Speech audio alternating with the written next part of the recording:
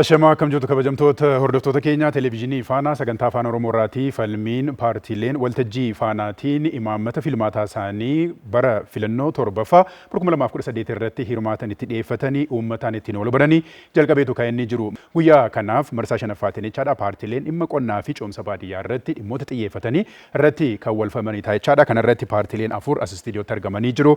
Paartii Bilisummaaf Walqixxummaa irraatii obbo Ukii Galaashee, paartii Badhaadhinaa irraatii obbo tu gammachuu, paartii adda bilisummaa Oromoo irraatii obbo Lammii Beenya, haqa hawaasummaa yookaan Izeemaa irraatii obbo Addaamoo Yimaam hundi isaaniis argamanii jiru. Hundi keessaniyyuu keessattuu bara filannoo torbaffaa irratti hirmaachuu fi filmaata yaadaa keessan namoota isin filataniif jaarsa sirna dimokiraasii biyya keenyaatiif gahee mataasaa ni baata jettanii istiidiyootti waan nu argamtaniif waan nu kabajaniif uummata isin filatuuf waan kabajaniif argamaniif irra deebiitiin guddaa galatoomaa isiniin jenna. Guyyaa har'aa marsaa shanaffaatiin keessattuu damee qonnaatii fi misooma baadiyyaatiin egaa dhimmoota hedduu kaasnee istiidiyootii wal gaafachaa kan waliin turru taa'echaadha. Paartiileen falmii kana irratti hirmaattanii haala waliigalaatiin boqonnaa shan keessa kan dabartan yoo ta'u boqonnaa jalqabaatiin paartiileen morkattoota maanifeestoo isaanii kan ittiin dhiyeessan daqiiqaa 3 isinii kennameera. Tokkoon tokkoon paartiileetiif jechaadha. Boqonnaa lammaffaatiin paartiileen gaaffii as gaazexeessaa irraatii ka'uuf deebii kan itti kennanii tokkoon paartiileetiif daqiiqaan 8 kennameeraa fi sadaffaa irratti paartiileen walwalii keessan gaaffii walitti wal gaafatanii gaaffii ka'u tokkoon isaatiif daqiiqaa 2 kan kennamu yoo ta'u kan marsaa afuraffaa fi boqonnaa afuraffaan paartiileen gaaffiilee wal gaafataniif deebii kan itti walii deebistanii fi gaaffii kaastanii fi gaaffiin isiniin kee daqiiqaa 2 baay'atee kan isinii kennamu ta'a. Marsaan shanaffaa fi kan xumuraa goolaba yoo ta'u paartiileen hundi isaaniiyyuu haasaa goolabaa kan itti taasisan ta'ichaadha. Marsaa kana keessatti kan immoo boqonnaa shanan kana keessa dabartanii yeroo deemtanitti seeronni eegaman isarraa akka kaasneetti jechaadha. Keessattuu carraa baafame hordofne haaluma dhaabbii keessaniitiin deemsa kana keessa kan dabaru ta'a jechaadha. Naqaachoo Hayilamaariyaam qopheessaa qophichaachi. Ammas irra deebiitiin bakka buutonni paartiilee asitti argamtanii filmaata imaammataa keessan lammiilee biyya keenya isin daawwataniif keessattuu ceemsa sirna dimokiraasii biyya keenya keessatti gahee mataa keenyaa baanna waan jettaniif ammas irra deebiitiin faanaan isin galateeffataa baga nagaan dhuftan jenneera. Walduraa duuba boqonnaa jalqaba ba'ee fi haala adda ta'eetiin carraan ba'eetiif jechaadha. Jalqaba irratti haasaa baniinsaa maanifeestoo isaanii kan taasisan paartii Bilisummaa fi Walqixxummaadha. Obbo Ukii Galaashee itti fufuu dandeessu guddaa galatooma.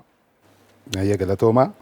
Kabajamoo uummata Itoophiyaa, kabajamoo saba Oromoo, paartiileen morkitootaa asitti argamtan akkasumas miidiyaan Faanaa baga nagaa taatan baga filannoo marsaa torbaffaa nagaa waliin geenye jechuun barbaada.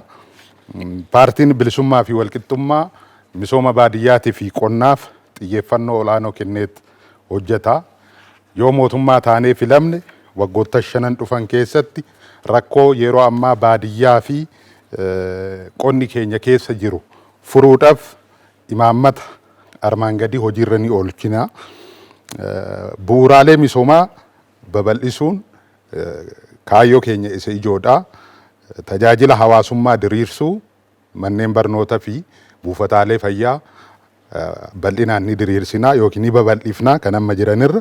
Sirna bulchiinsa lafaa fooyyessuu, abbummaa lafaa qotee bulaa mirkaneessuu, balaa namtolchee fi uumamaa to'achuuf qophaa'ummaa qabaachuu, sirna odeeffannoo ammayyaa diriirsuun haala oomishtummaa fi haala qilleensaa xiyyeeffannoo keessa galchuun hojii qonnaa ammayyoomsuu, sirna gabaa ammayyaa diriirsuu, waraana fi walitti bu'iinsa sababa yookiin rakkoo oomishtummaa yeroo ammaa ta'anii mul'atan hambisuun akka lammiileen keenya oomishtummaa irratti fuulleffatan ni taasifna.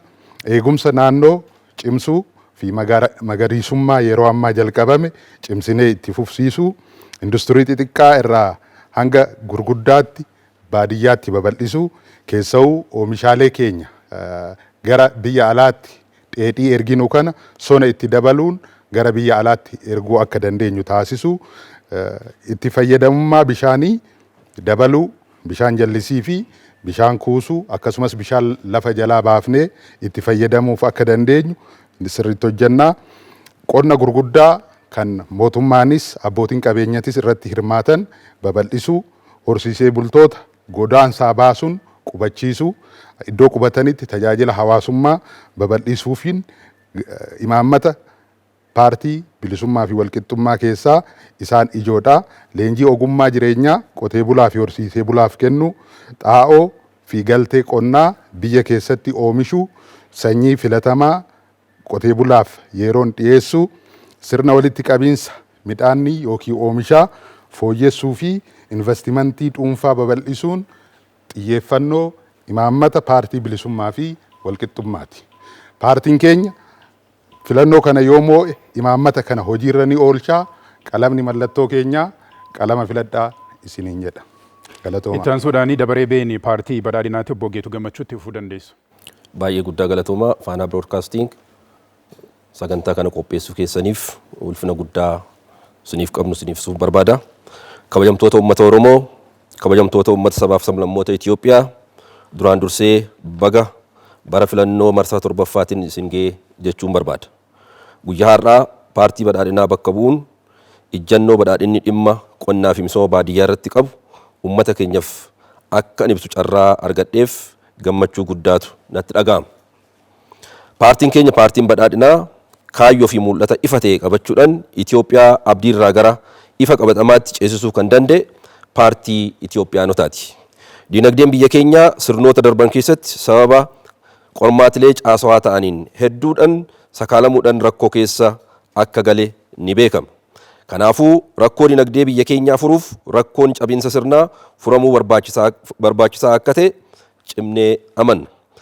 Sirnoota darban irraa addatti cabinsa mudate turee fi furuuf dinagdee damdanees ijaaruun irratti xiyyeeffannee hojjenna. Sirni dinagdee hordofnu maxxantummaa yaadamaa ideoloojii kamirraayyuu bilisa kan ta'ee fi sirna dinagdee yaadamaa fi haala qabatamaa biyya keenyaa irratti hundaa'e piraagmaatizimii ta'uu qaba jennee amanna. Furmaanni rakkoo misooma baadiyyaa fi qonnaa biyya keenyaa falmii ideoloojii gogaan kan hidhame osoo hin taane yaadama bu'aa qabatamaa lafarratti mul'atuun madaalamuutu irra jiraata jennee amanna. Ilaalama kanaan biyya daandii qaxxaamuraa irra turte abdii badii irraa ifa qabatamaatti ceesisuu danda'amee jira. Imalli keenya kalaqa ariitii fi qulqullina giddugaleessa karaa godhateen oomishtummaa dameewwan hundaa guddisuudha jennee amanna. Oomisha guddisuu cinaatti sirni gabaa oomisha qonnaa ammayyaa'an diriirsuudhaan walitti hidhamiinsi gabaa uumamuun murteessaadha jennee amanna. Ce'umsi baadiyyaa guddina misooma magaalaatiif indastiriitiif shoora guddaa taphata jennee amanna. Kanaanis dhimmoonni baadiyyaa ceesisuu danda'an hunda irratti xiyyeeffannoo guddaa kenneetoo ni hojjenna. Guddinni damee kanaas faayinaansii baadiyyaa murteessaa waan ta'eef faayinaansii baadiyyaa irratti xiyyeeffannoo guddaa kennee hojjenna. Faayinaansii baadiyyaa ni jajjabeessina akka babal'atan ni taasisna. Baankiiwwan liqiiwwan qonnaan bulaadhaaf akka isaan dhiyeessan ni jajjabeessina. Qonnaan bultoonni fi horsee bultoonni lafa isaanii kireeffatanii liqaa akka argachuu danda'an ni taasisna. Rakkoo misooma oomisha qonnaa fi beeladaa irratti qunnaman karaa inshuraansii oomishaalee kanaa babal'isuutiin ni hojjenna. Misoomni baadiyyaa fi qonnaa beekumsa irratti akka hundaa'u beekumsa gara gandaatitti gadi ni buusna. Dhaabbilee callaa guddistuu dhiyeessan bal'inaan irratti ni hojjenna, ni babal'isna. Qonna horsee bultoonni keenya karaa kilaasteraatiin hojii amma jalqabneetoo jiru bal'inaan ni hojjenna. Jal'isii babal'isuu irratti xiyyeeffannoo guddaa kennee ni hojjenna. Asiin jenne taansuudhaan adda bilisummaa Oromooti obbo Lammii Beenyaatti fufuu dandeessu. Kabajamaa uummata Oromoo, kabajamtoota saboota, sablammootaa fi uummattoota biyya keenyaa. Yeroo murteessaa sagaleen kee akka dhaga'amu, gaaffiin kee deebii quubsaa akka argatu, akkasumas fedhiin kee akka calaqqisu barbaaddutti addi bilisummaa Oromoo gaaffii kee fi fedhii kee akkasumas gaaffii ati gaafattuuf deebii quubsaan akkasiif argamuuf qabsaa'uuf dhaddacha kanatti dhiyaateera. ABO'n mirga hiree murteeffannaa saba Oromoo mirkaneessuuf qabsaa'a. Mirga hiree murteeffannaa bilisummaa siyaasaa gonfachuu, birmadummaa dinagdee qabaachuun qabeenya Oromiyaa kan lafaa olii, lafa jalaa fi lafarra jiru akka saba Oromootiif ta'utti kurfeessuudha. Kurfeessuu heera ofii tumachuu fi mootummaa fedha ofii qofaan jala bulu hundeeffachuu dabalata. Akka ilaalcha keenyaatti lafti qabeenya waloo sabaati. Lafa kana kunuunsuu, irratti oomishuu fi dhalootatti dabarsuun kan sabichaati. Kanaaf lafaa fi gumaan hin dulloomu jennee waan amannuuf lafti akka shaqaxaatti akka hin gurguramne eeggannoo cimaa taasifna. Sadaffaa irratti qonnaan lafee dinagdee biyya keenyaati jennee amanna. Hawaasni keenya persentiin 87 baadiyyaa jiraata. Dinagdee qonnaan bulaa keenyaa hunda irraa jijjiiruun dinagdee biyyaa jijjiiruudha jennee waan amannuuf misoomni uummanni keenya geggeessu misooma namaa kan qonnaa ammayyeessuu irratti jalqabu qonnaan bultoonni teekinooloojii ammayyaatti akka fayyadaman kan taasisu mala fayyadama teekinooloojii baranee wal barsiisuun jireenya gadadoo keessaa qonnaan bulaa keenya kan baasu ta'uu irratti hordofa. Qonnaan bulaan mirga oomisha callaa irra guddaa kennu irratti fuulleffachuu qaba. Xaa'oo fi sanyii biyyoo fi qilleensa naannoo waliin deemu kan ogeessaan mirkanaa'e ni argata. Qonna ammayyeessuun oomishni akka dabaluuf deeggarsa ogeessaa dhaabbataa argachuun alatti ofiis leenjii adda addaa keessatti hirmaachuun dandeettii fi hubannoon isaa akka dabalamu taasifama. Dandeettii uummata keenyaa dabaluuf qonnaan bulaan waldaalee garaagaraatti akka ijaaraman taasifna. Kunuunsa biyyee bosonaaf bishaanii ni gaggeessina. Kanas kan raawwatu gumii qabeenya uumamaa ni hundeessina. Dargaggoonni biyya keenyaa baadiyyaa jiraatan qonna babal'isuu keessatti gahee isaanii akka taphataniif sagantaa jalqabbii Oromiyaa jedhu ni jalqabsiifna. Sagantaa kanaanis dargaggoonni kallattiin teekinooloojii investimentii fi warshaa keessatti akka hirmaatan ni taasifna. Itti dabaluudhaan qonnaan bulaan saffisaan gadadoo saalfachiisaa keessaa bahanii birmadummaa nyaataa mirkaneessuu irratti akka gagaan jabaannee irratti hojjenna. Abaa'oon yeroo kennameef gola beeraa itti aansuudhaan haqa hawaasummaa Izeemaadha. Obbo Addaamuu himaa miti fufuu dandeessa. Kabajamtoota uummata Itoophiyaa maraaf hojjettoota miidiyaa faanaatiif morkitoota paartilee baga jala bultii filannoo biyyoolessaa marsaa torbaffaa bara 2018 siin gahe jedha. Kanaan aansee qonnaaf misooma baadiyyaa irratti paartiin keenya paartiin Izeemaa wayim haqa hawaasummaa lammiilee kan qabu asii gadittan dhiheessa. Paartiin keenya rakkoolee amma jiru irratti hundaa'ee rakkoolee amma jiru kana xiinxalee rakkoolee kana fuura kan ta'u karoora isaa asirratti agarsiifna. Tokkoffaa kana irratti hundaa'uudhaaf paartiin keenya Izeemaan qonnaa fi misooma baadiyyaa irratti karoora armaan gadii qabaa. Tokko lafa kan waloo kan mootummaaf kan dhuunfaa ta'uu qaba jedha. Dargaggoonniif hojii uumuu akka of danda'anuuf diinagdee biyyaa keessatti gumaacha guddaa akka qabatan goona. Qonna teekinooloojiidhaan deeggarameef fayyadama bishaanii jal'isii babal'isuu irratti hin hojjenna. Hojii qonnaa fi hojii beeyladaa horsiisuu guutummaatti akka ogeessaan hojjetamu goona. Investimentiin akka biyyatti investii godhuuf investimentiin akka gurguddatu waan hin hojjenna. Fayyadama qonna bishaan jal'isii fi kan fakkaatu hin babal'ifna. Horsiisuu qurxummii irrattis babal'ifnee hojjenna. Qurxummii adda addaa lagoota qabnu yookiin haroota qabnu qurxummiidhaan akka hojjetamu hin goona. Ekspoortii ala ergii bunaaf kan kana fakkaatu hin guguddifna. Importii biyya alaatii amma gara biyyaatti galaa jiru importii midhaan nyaataa keessaayyuu importii midhaan nyaataa kan akka zayitaa kan akka paastaa mokoroonii kana fakkaatu akka gadi xiqqaatu goona. Warshaa maannoo intinaasaa akka eegu goona. Sharafa alaa biyya keessatti akka oolu goona. Warshaa indaastirii warshaa intinaarratti hojjetu hin guguddifna. Tole kabajamtoota hordoftoota keenya paartileen morkattootaas argamanii marsaa jalqabaati maanifeestoo isaanii uummataan beeksifatanii jiru hunda keessanii guddaa galatoomaa isiniin jirra.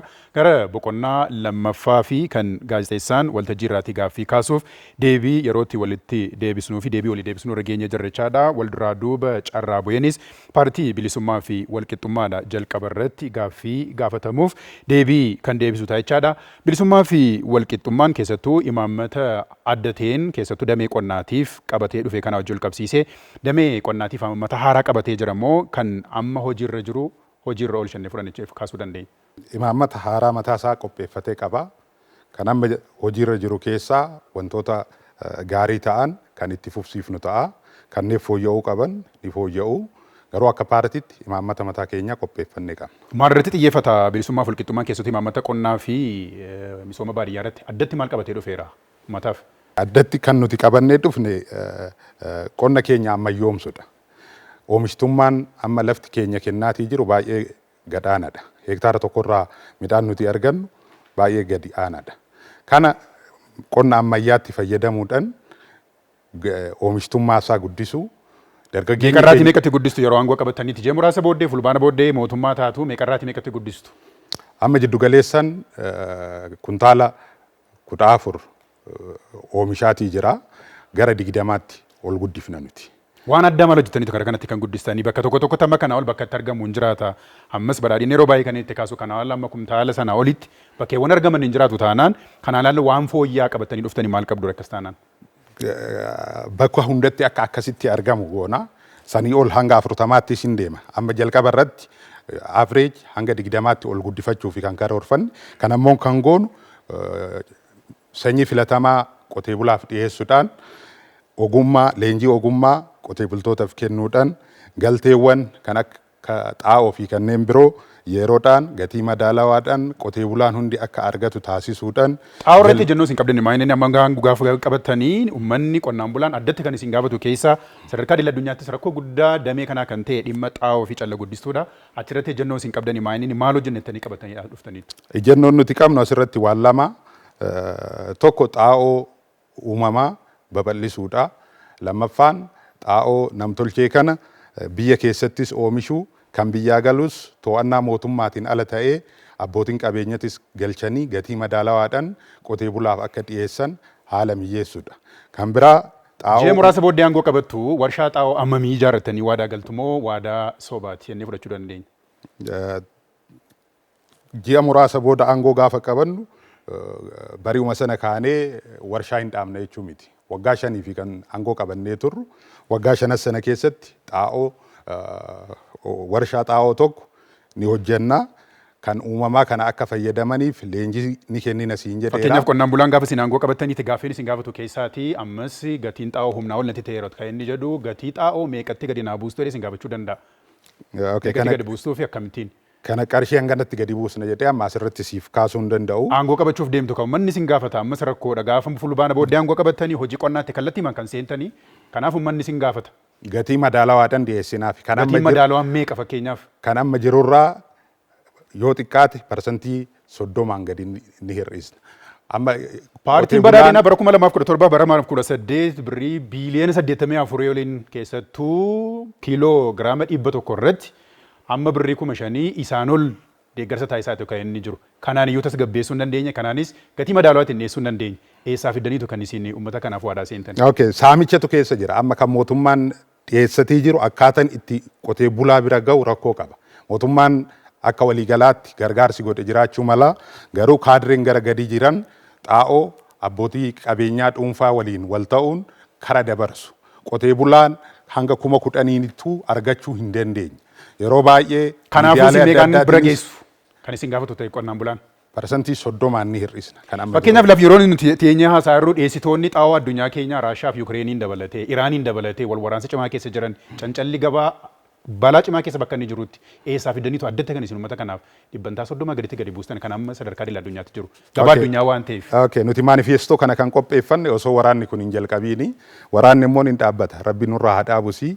Itti fufiinsa hin qabaatu. Waraanni Yukireeniif Raashaa waggaa 4 qabatee jira. Oomishtoonni guddoon isaanii Yukireeniif Raashaa miti. Xaa'oon keenya kan galu tarii Yukireeniif Raashaa mootummaatu qamadii galchaa ture malee xaa'oon keenya achirraan turre. Nuti qamadis Yukireen irraa finnu asumatti oomishna. Xaa'oon sababa waraana amma ka'een hanqachuu danda'a. Garuu waraanichi ni dhaabbata.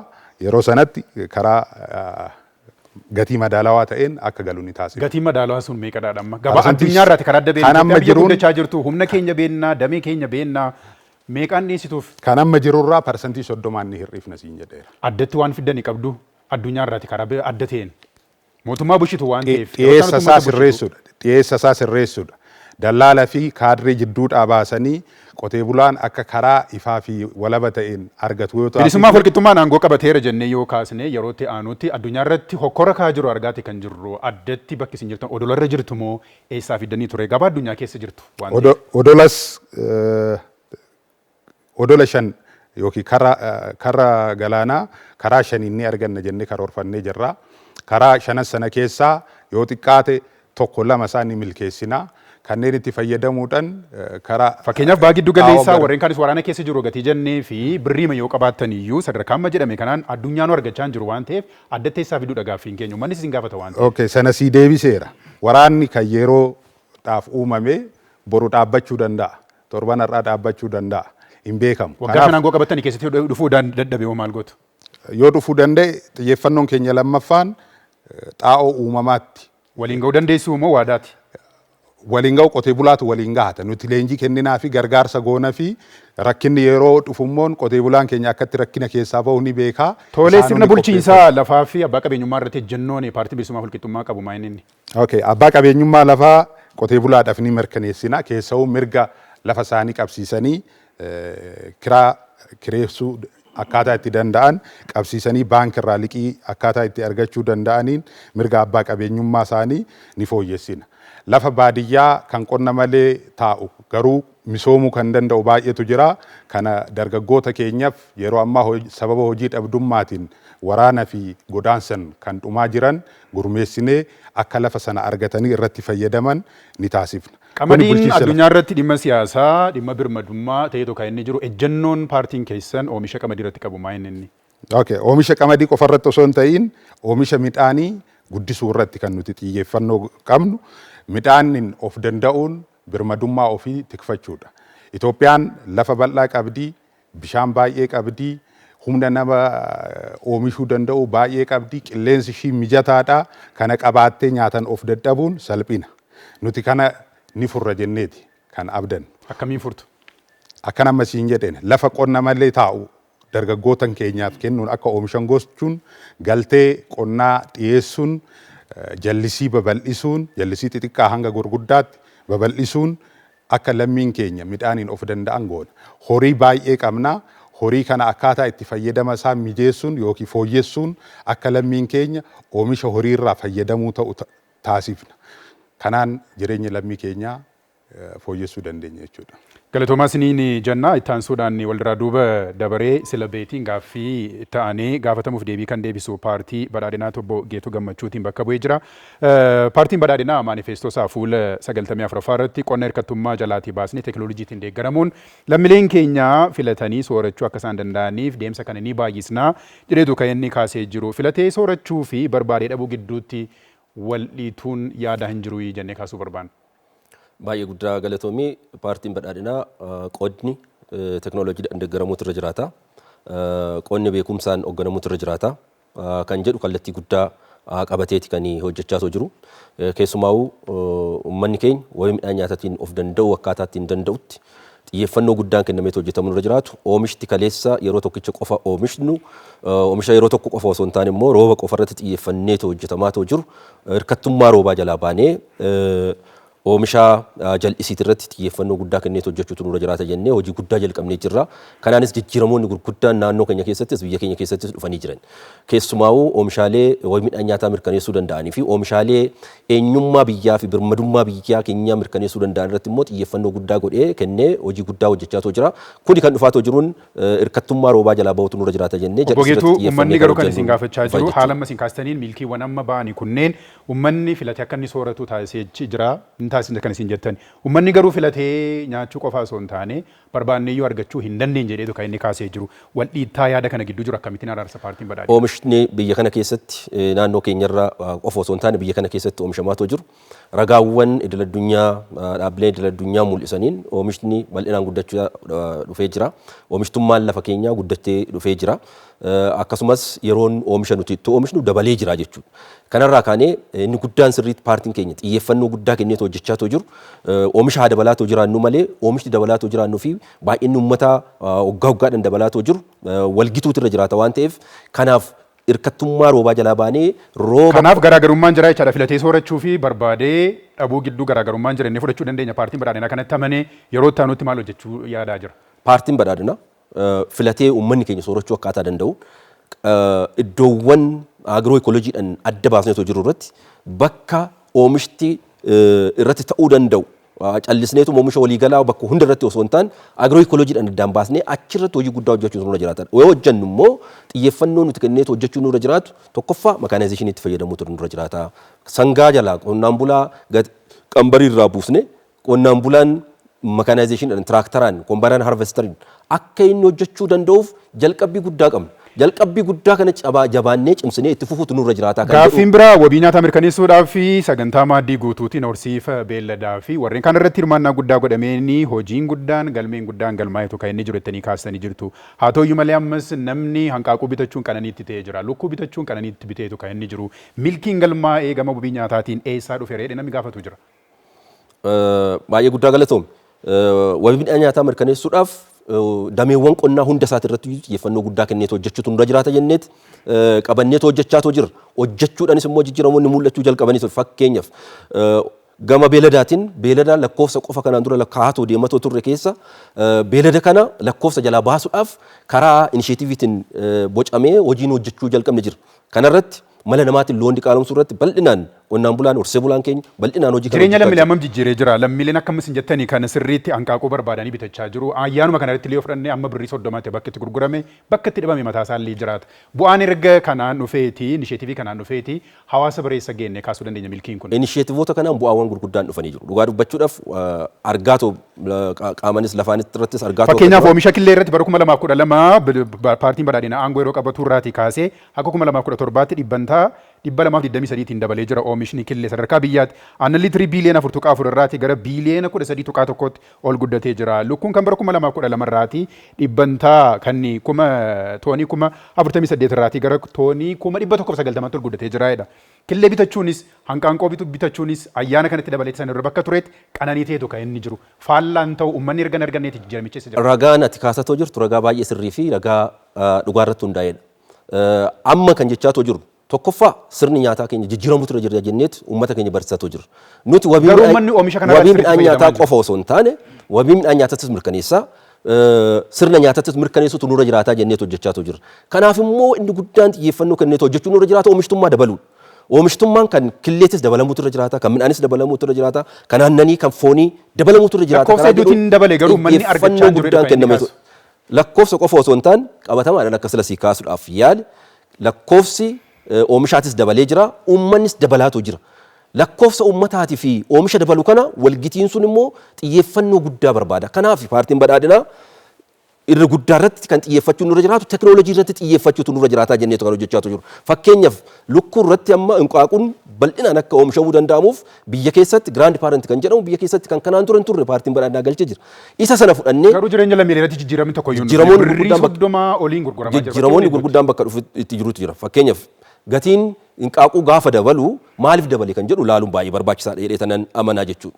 Gatiin hanqaaquu qofa osoo hin taane gatiin midhaanis dabalee jira, gatiin simintoos dabalee jira, gatiin sibiilas dabalee jira, gatiin hundaatu dabalee jira. Achi keessatti garuu inni kaan gaaffiin paartii badhaadhinaatiif ka'uu danda'u rakkoo dhiyeessii xaa'oo wajjin wal qabsiisee qormaata addunyaalessaa ta'etu kan inni jiru. Rakkoo kana rakkoo xaa'oo hiikuudhaaf paartiin badhaadhinaa hojjechaa jira jettanii kan kaastanii jirtu. Addatti maal hojjechaa jira paartiin badhaadhinaa? Paartiin badhaadhinaa xaa'oon keemikaalas haa ta'u xaa'oon uumamaa qonnaan bulaa keenyaaf murteessadha jedhee amana.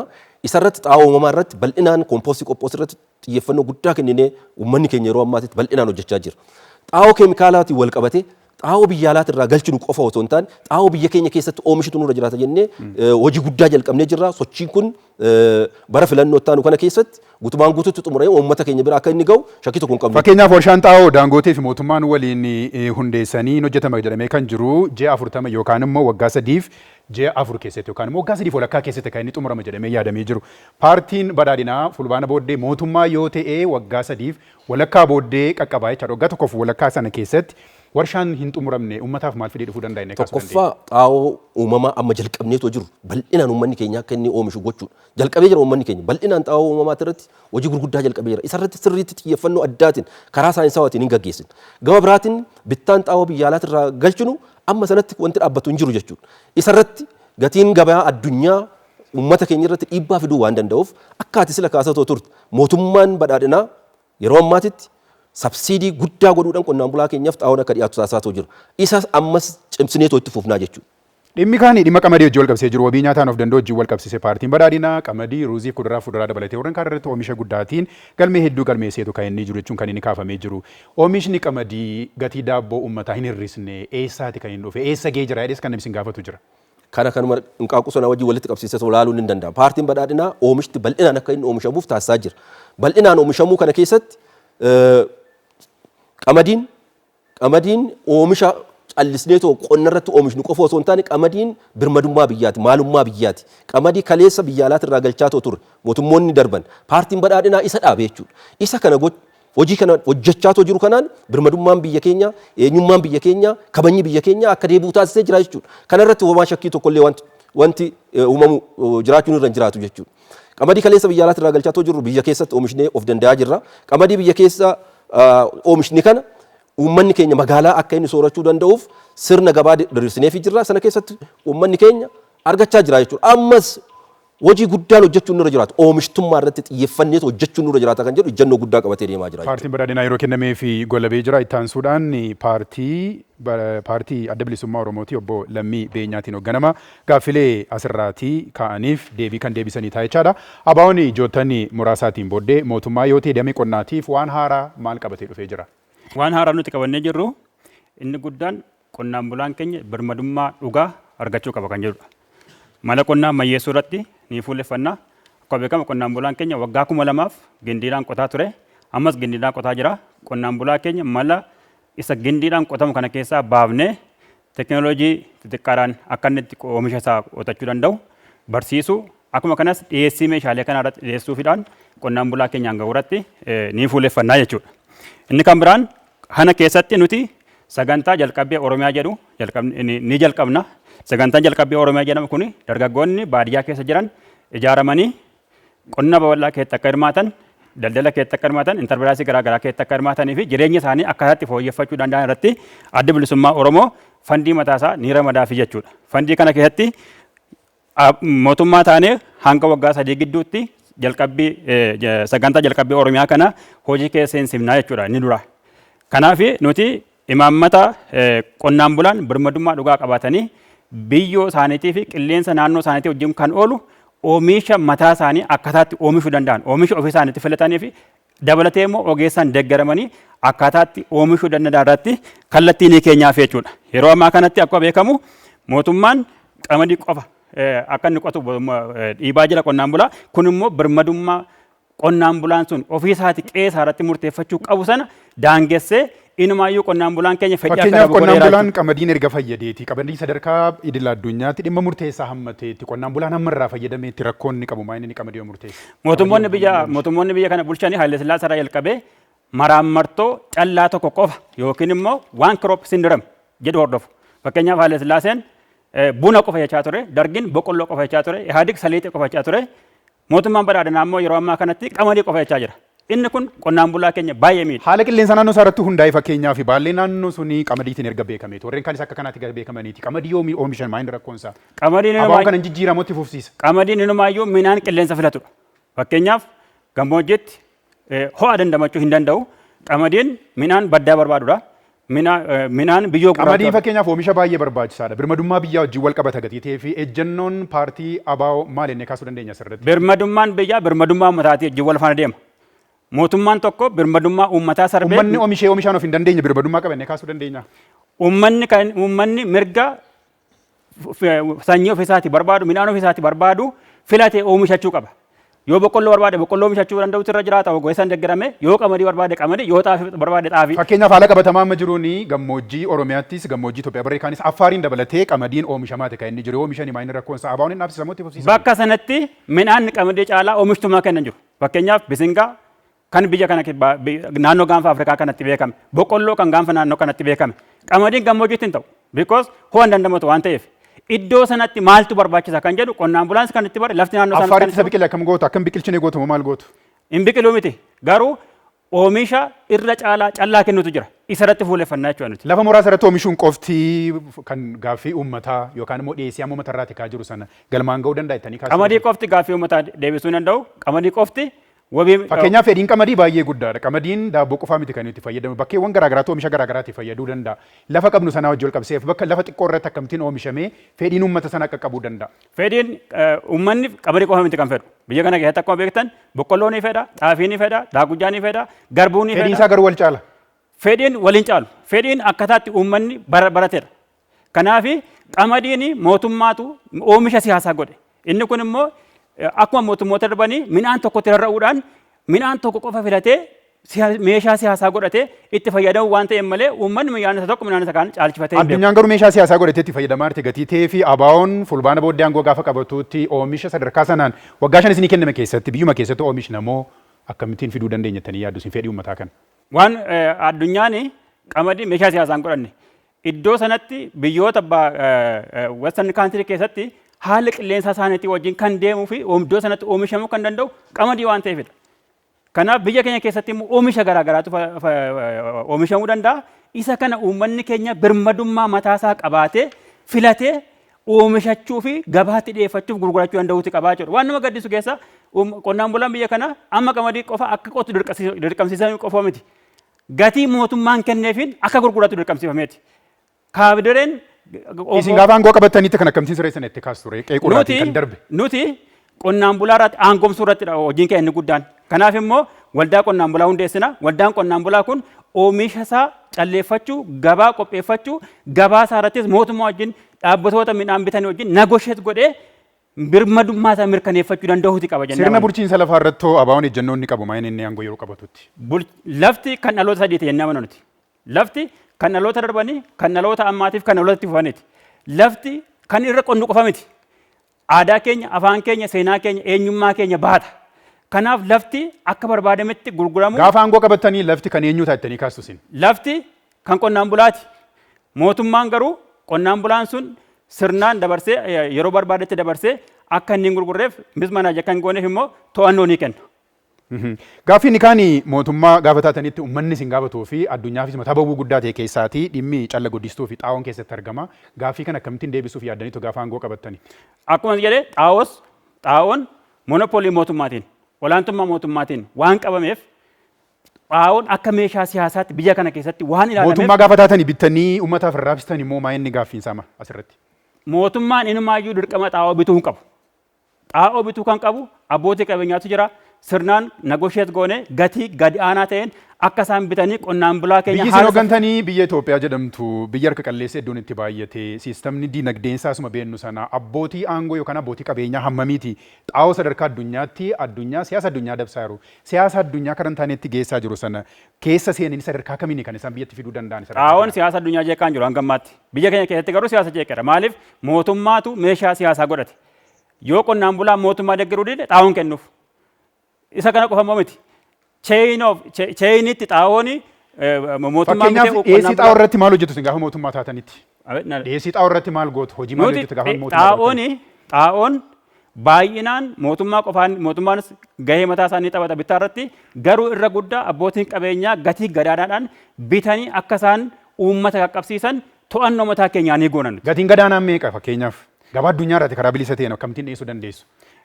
Xaa'oo biyya kana keessatti akka inni qaalee kan godhe gatiin xaa'oo gabaa addunyaarraa waan dabalee qofatu hin taane haala dhiyeessii xaa'oo keessatti malaammaltummaa guddaa waan keessatti. Gabaan addunyaa garuu dabaleera. Oomishtoonni addunyaa keenyaa Raashiyaa fi warreen sila kaasanii gatiin isaanii baay'ee dabaleera. Fakkeenyaaf har'a xaa'oon kuntaala tokko baadiyyaa keessatti birrii 12,000 gurgurama.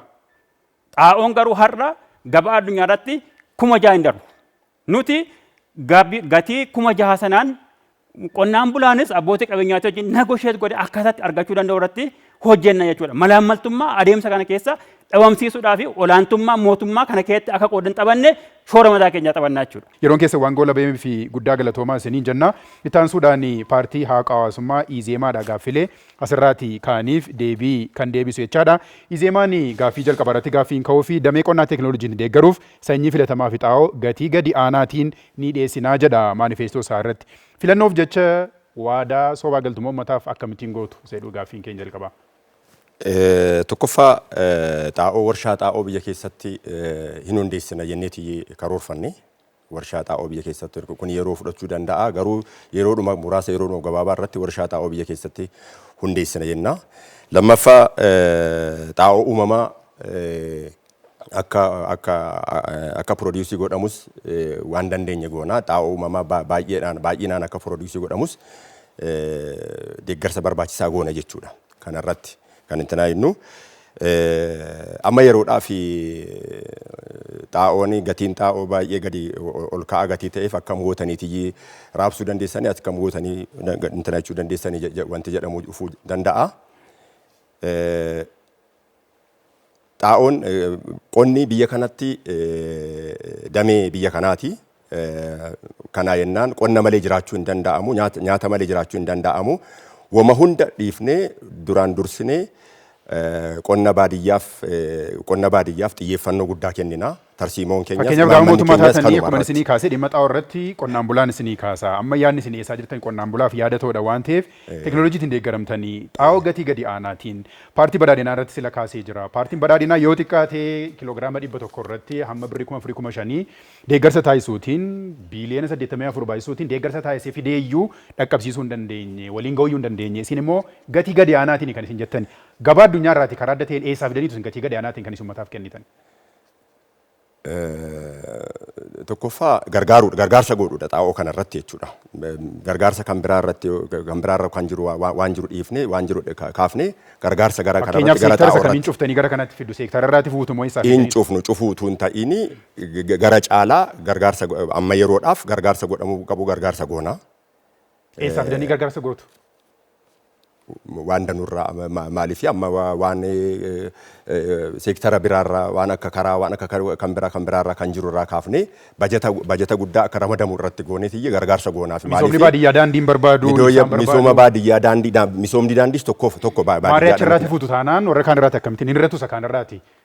Furmaantan ta'a seektara biraarraati fidanii asitti gochuun seektara isa kaan hin miidhuu daandiin barbaachisaa. Tokkoffaa maal seete tokkoffaa oomishaaf oomishtummaa guddisuudha. Ekspoortiin keenya oomishaaf oomishtummaan keenya yoo guddate. Oomishaaf oomishtummaa kan guddate garuu xaa'ootiin xaa'oof calla guddisuutiin kan inni dabaluu danda'u. Eessaa fidanii oomishaaf oomishtummaa kan dabaltanii yeroo gabaabaaf karoora yeroo gabaabaaf karoora yeroo dheeraa qabna kanarratti. Karoora yeroon dheeraa warshaa xaa'oo biyya kanarratti dhaabuudhaaf. Yeroon aangoo keessanii waggaa 5 warri Izeemaa gaafa aangoo isinii kennamu fulbaanaa kaasanii waggaa 5 qabdu. Waggaa 5 keessatti warshaa xaa'oo inni ijaartu waadaa. Inni ijaarra waggaa 2 keessatti ijaarra warshaa xaa'oo. Warshaa akkamiiti kan waggaa 2 keessatti goolabdan? Warshaa xaa'oo biyya kanarratti ijaaramuu hin danda'amu. Waggaa 2 irratti ijaaramuu hin danda'ama. Inni ijaarra jenneeti kan nuti karoorfanne. Garuu hamma sanatti immoo waggaa 1 waggaa 2tti immoo gargaarsa barbaachisaa ta'ee bajeta guddaa ramannee gargaarsa barbaachisaa ta'ee. Fakkeenyaaf warshaan guddaa mootummaa sadarkaa Afrikaattis guddaa ta'ee gaaffii uummata Itoophiyaa deebisuu danda'ama jedhamee daangooteef mootummaa gidduutti waadaa walii galamee hojiin isaa jalqabamee ji'a 40 keessa hojiirra oolaa jedhameetu kan inni jiru waggaa 3f walakkaa akka jechuuti. Waggaa 2 keessatti kan gaaffii xaa'oo qonnaan bulaa Oromoo qonnaan bulaa Itoophiyaa deebisuu danda'u hammamiiti kan isin ijaartan? Xiyyeeffannoo guddaatti kennamnaan waggaa 2tti kan inni ittiin golabamne hin jiru. Mootummaa gaafatatan uummanni waan isin gaafatu keessaatii gatii xaa'oo nu hirrisaa isiniin jira gaafa isin filachuu barbaadu. Gatii xaa'oo meeqaan ga'uu daba dandeessa yaaddan? Gatiin xaa'oo amma jiru irratti yoo hanqatee parsantii 40 gadi buufneeti raabsina. Meeqa fakkeenyaaf xaa'oo meeqaan gurgurtu? Haala jiru gabaa jiru qorataniitu taanaan haala yeroo sanaatu murteessaa ta'a. Haala addunyaa irratti argannu gatii xaa'oo haala yeroo sanaatu murteessaa ta'a. Fakkeenyaaf fulbaana irratti aangoo qabattu si mootummaa taatu. Parsantii 40 amma parsantii 40tti gadi buufneeti raabsina. Kanaan dura mootummaan bobba'aa irratti deeggarsa gochaa ture miti. Ammas kunis nutis deeggarsa akkuma deeggarsa bobba'aa irratti godhamu xaa'oo irrattis deeggarsuma sana goona gara caalutti akka deemu goona. Dameen qonnaa wabii nyaataa mirkaneessuu wajjin wal qabsiisee waggaa muraasa keessatti indaastirii waliin akka wal simatu taasisuun hojimaatonni keessan akka ta'anii kaastaniitu kan isin jirtanii maal hojjettaniitu kan isin wabii nyaataa lammiilee mirkaneessitanii waggaa muraasa keessatti? Waggaa muraasa keessatti amma biyya kana keessatti lafa qotamuu qaburraa parsantii 40 hin caalu lafti qotamee jiru amma kan qotamaa jiru jechuudha. Kun tokkoffaadha. Kana parsantii gara lafa qotamu kana gara parsantii 60-80 qaqqabsiisuu qabna. Lafa hin qotamne kana lafa akka qotamu gochuudha. Karaa biraatiin immoo teekinooloojiidhaan deeggaruudha. Teekinooloojii adda addaatiin akka deeggaramu gochuudha. Karaa biraatiin immoo tireeningii seentara tireeningii qotee bulaa qopheessuudhaaf ekstenshiin marhaa gibriidhaan yookiin ekstenshiiniidhaan tireeningii qotee bulaadhaa tireeningii gaggabaabaa kennuu gargaarsa barbaachisaa gochuu xiyyeeffannoo guddaa qonna irratti fi horsiisee bulaa irratti gochuudhaan jijjiirama fiduu dandeenya jennee yaadna. Keessattuu gaaffilee Izeemaatiif kaanii Izeemaanii latti fayyadama lafaa wajjin wal qabsiisee lafti kan dhuunfaa kan waloo fi kan mootummaa akka ta'uuf imaammata keenyaan ni deeggaratanii kan isin kaastanii kan akkamitti hojii rooshitu akkamitti araarsitu? Lafti kan waloo kan mootummaaf kan dhuunfaa ta'uu qaba jenna. Mootummaan kan mootummaadha barbaachisaa ta'e harka mootummaatti tura. Kan waloo harka walootti tura. Kan dhuunfaa garuu dhuunfaa ta'uu qaba jenna. Maaliif lafa kana yoo barbaade gurgurachuudhaan akka danda'u yoo barbaade immoo qabsiisee baankii qabsiisee liqeeffatee akka itti misoomuu danda'u. Qonnaan bulaa lafa gurgurateenaan qonna akkamittiin guddisuu dandeessu? Hojimaata badaa sana booddee waan dhufuu danda'u akkamittiin deebisuuf qonnaan bulaa? Tokkoffaa qonnaan bulaan abshaalaa hin beeka waan hojjechuu qabu qabeenya isaarratti jechuudha. Qabeenya isaarratti mirga qabaachuu qaba qabeenya isaarratti. Maaliif qabeenya isaa yoo barbaade yoo qabeenyi lafti kan dhuunfaa yoo ta'e malee biyya kanatti walabummaan qonnaa dhufuu hin danda'u. Kanaa jennaan lafti kan dhuunfaa ta'uu qaba jenneeti. Haala amma jiruun namni lafa gurgurachuutti kan inni fedhii barbaadu lafa gatii guddaatiin baasee jennaan gurgurachuu danda'a. Qonnaan bulaa lafa gurgurate sanaafoo maa inni deebii keessa maal ta'uu danda'a? Ceephoo sana boodee dhufuuf. Qonnaan bulaan lafa gurgurachuu hin danda'a. Tokko tokko gaaffiin ka'uu danda'u kana walii kan gaaffii galuu danda'u yoo mootummaan lafa kana misooma biraasii barbaade yookiin akkana yoo barbaade wanti ta'u ka'uu danda'a. Kana maaliin golabuu danda'ama? Tokkoffaa tilmaama komitee yookiin boordii lafa tilmaamu dhaabuu hin danda'ama. Mootummaanis innuu qonnaan bulaa sana lafa sanarraa kaasu beenyaa barbaachisaa ta'e isaa kennuu qaba. Garuu beenyaan suni tilmaamamee lafa taa'uu qaba jenneesu yaanna. Malee lafti kan mootummaati yeroo barbaade isin kaasa kan jedhu biyya kanatti misoomas hin fidu, investariis hin harkisu, investimentis baay'ee gadi harkisaa jira jenneeti yaanna. Wabii nyaataa fi qamadii hojii wal qabsiisee ejjennoon paartii keessan qabu maa inni? Wabii nyaataa irratti wanti nuti qabnu lafti akkaataa naannoo isaatiin akkaataa biqiltuu isaatiin qoqqoodamee beeltiidhaan akkaataa misooma sanatti iddoo sanatti misoomuu qaba jennee nyaanna. Lafti boqqolloo ta'u, lafti bunaa ta'u, lafti kuduraa ta'u, lafti qamadii ta'u. Hawaasummaa Izeemaa yeroo kennamee fi golabee jira. Kabajamtoota hordoftoota keenya televezyiinii Faanaa sagantaa afaan Oromoorraati. Waltajjiin Faanaa paartileen morkattootaa bara filannoo torbaffaa waliigalaa irratti hirmaachuudhaaf istiidiyootti argamanii yaada filmaataa isaanii keessattuu haala dateetiin damee qonnaa fi misooma baadiyyaa irratti waliin falmaate kan isaan jiranii boqonnaa lammaffaatiin gaazexeessaa irraatii gaaffii ka'eef yeroo itti deebisanii goolabameetu kan inni jiru gara boqonnaa sadaffaatti kan ceenu ta'a. Boqonnaa sadaffaa kanaatiin immoo paartileen kabajamtoonni asitti argamtanii bakka buutonni paartilee hundi keessaniyyuu gaaffii paartii isin waliin dorgomaa jiru isin waliin falmaa jiruuf yeroo itti wal gaafatanii taa'ichaadha. Wal duraa duuba sira carraa buusneen paartii bilisummaa fi walqixxummaa irraati kan kaanu paartii barbaaddaniif gaaffii gaafachuu dandeessu. Daqiiqaa lama qabdu. Galatooma. Gaaffiin kiyya inni jalqabaa paartii badhaadhinaatii fi tarii waa'ee killee irratti deddeebistee gaafachaatii turte. Killee qofa osoo hin ta'in Itoophiyaan qabeenya horiitiin Afrikaa keessaa sadarkaa tokkoffaa irratti argamte jechaatii yeroo jirrutti lammiileen keenya nyaata madaalawaa argachaatiin jiranii. Keessattuu foonii fi bu'aalee horiitiin kan wal qabate foon waggaatti gara kiiloogiraama 4 argatu, aannan giddugaleessan liitira 19 argatu, killee fi maal ati jette sunis akkasumatti uummanni keenya fayyadamaatiin jiru. Kana jijjiiruuf aadaa nyaataa uummataan jijjiirra jechaatii jiru. Yoom jijjiiru maal godhu? Aannan qofa galchuuf sanuu daakuusaa paawudarii galchuuf waggaatti gara doolaara miliyoona 15 baafti biyyi keenya. Horii hanganaa osoo qabnu aannan isaanii kana guddisne akkamitti fayyadamuu dadhabna kan jedhu. Kan biraa qamadii irra deddeebiin kaasatii jirtu. Atis badhaadhinnis yeroo baay'ee qamadii jechaatii jirtu. Garuu qamadiin kun uummata keenya beela keessaan baafne. Lammiileen keenya har'a miliyoona 10 ta'an beela keessa jiru. Kanarratti qamadiin isaan ekspoorti gochuu jalqabne jedhan kun eessa gale gaafii jedhuun gaafachuu barbaada. Kan biraa warra izeematiif daandiirraa bajeta hir'ifna jedhaniiru. Baadiyyaan keenya akka daandii misoomaa argatee ammaayyuu waliin geenye hanqina qaba. Akka hin fayyadamne gochuu fi oomisha isaa magaalatti akka hin geeffanne gochuuf immoo maaliif achirraa hir'iftu gaafii jettuun qaba. Galatooma. Tole itti aansuudhaan paartii badhaadhinaatti obbo Geetuu Gammachuu paartii barbaaddaniif gaaffii dhiyeessuu dandeessu. Baay'ee guddaa galatooma.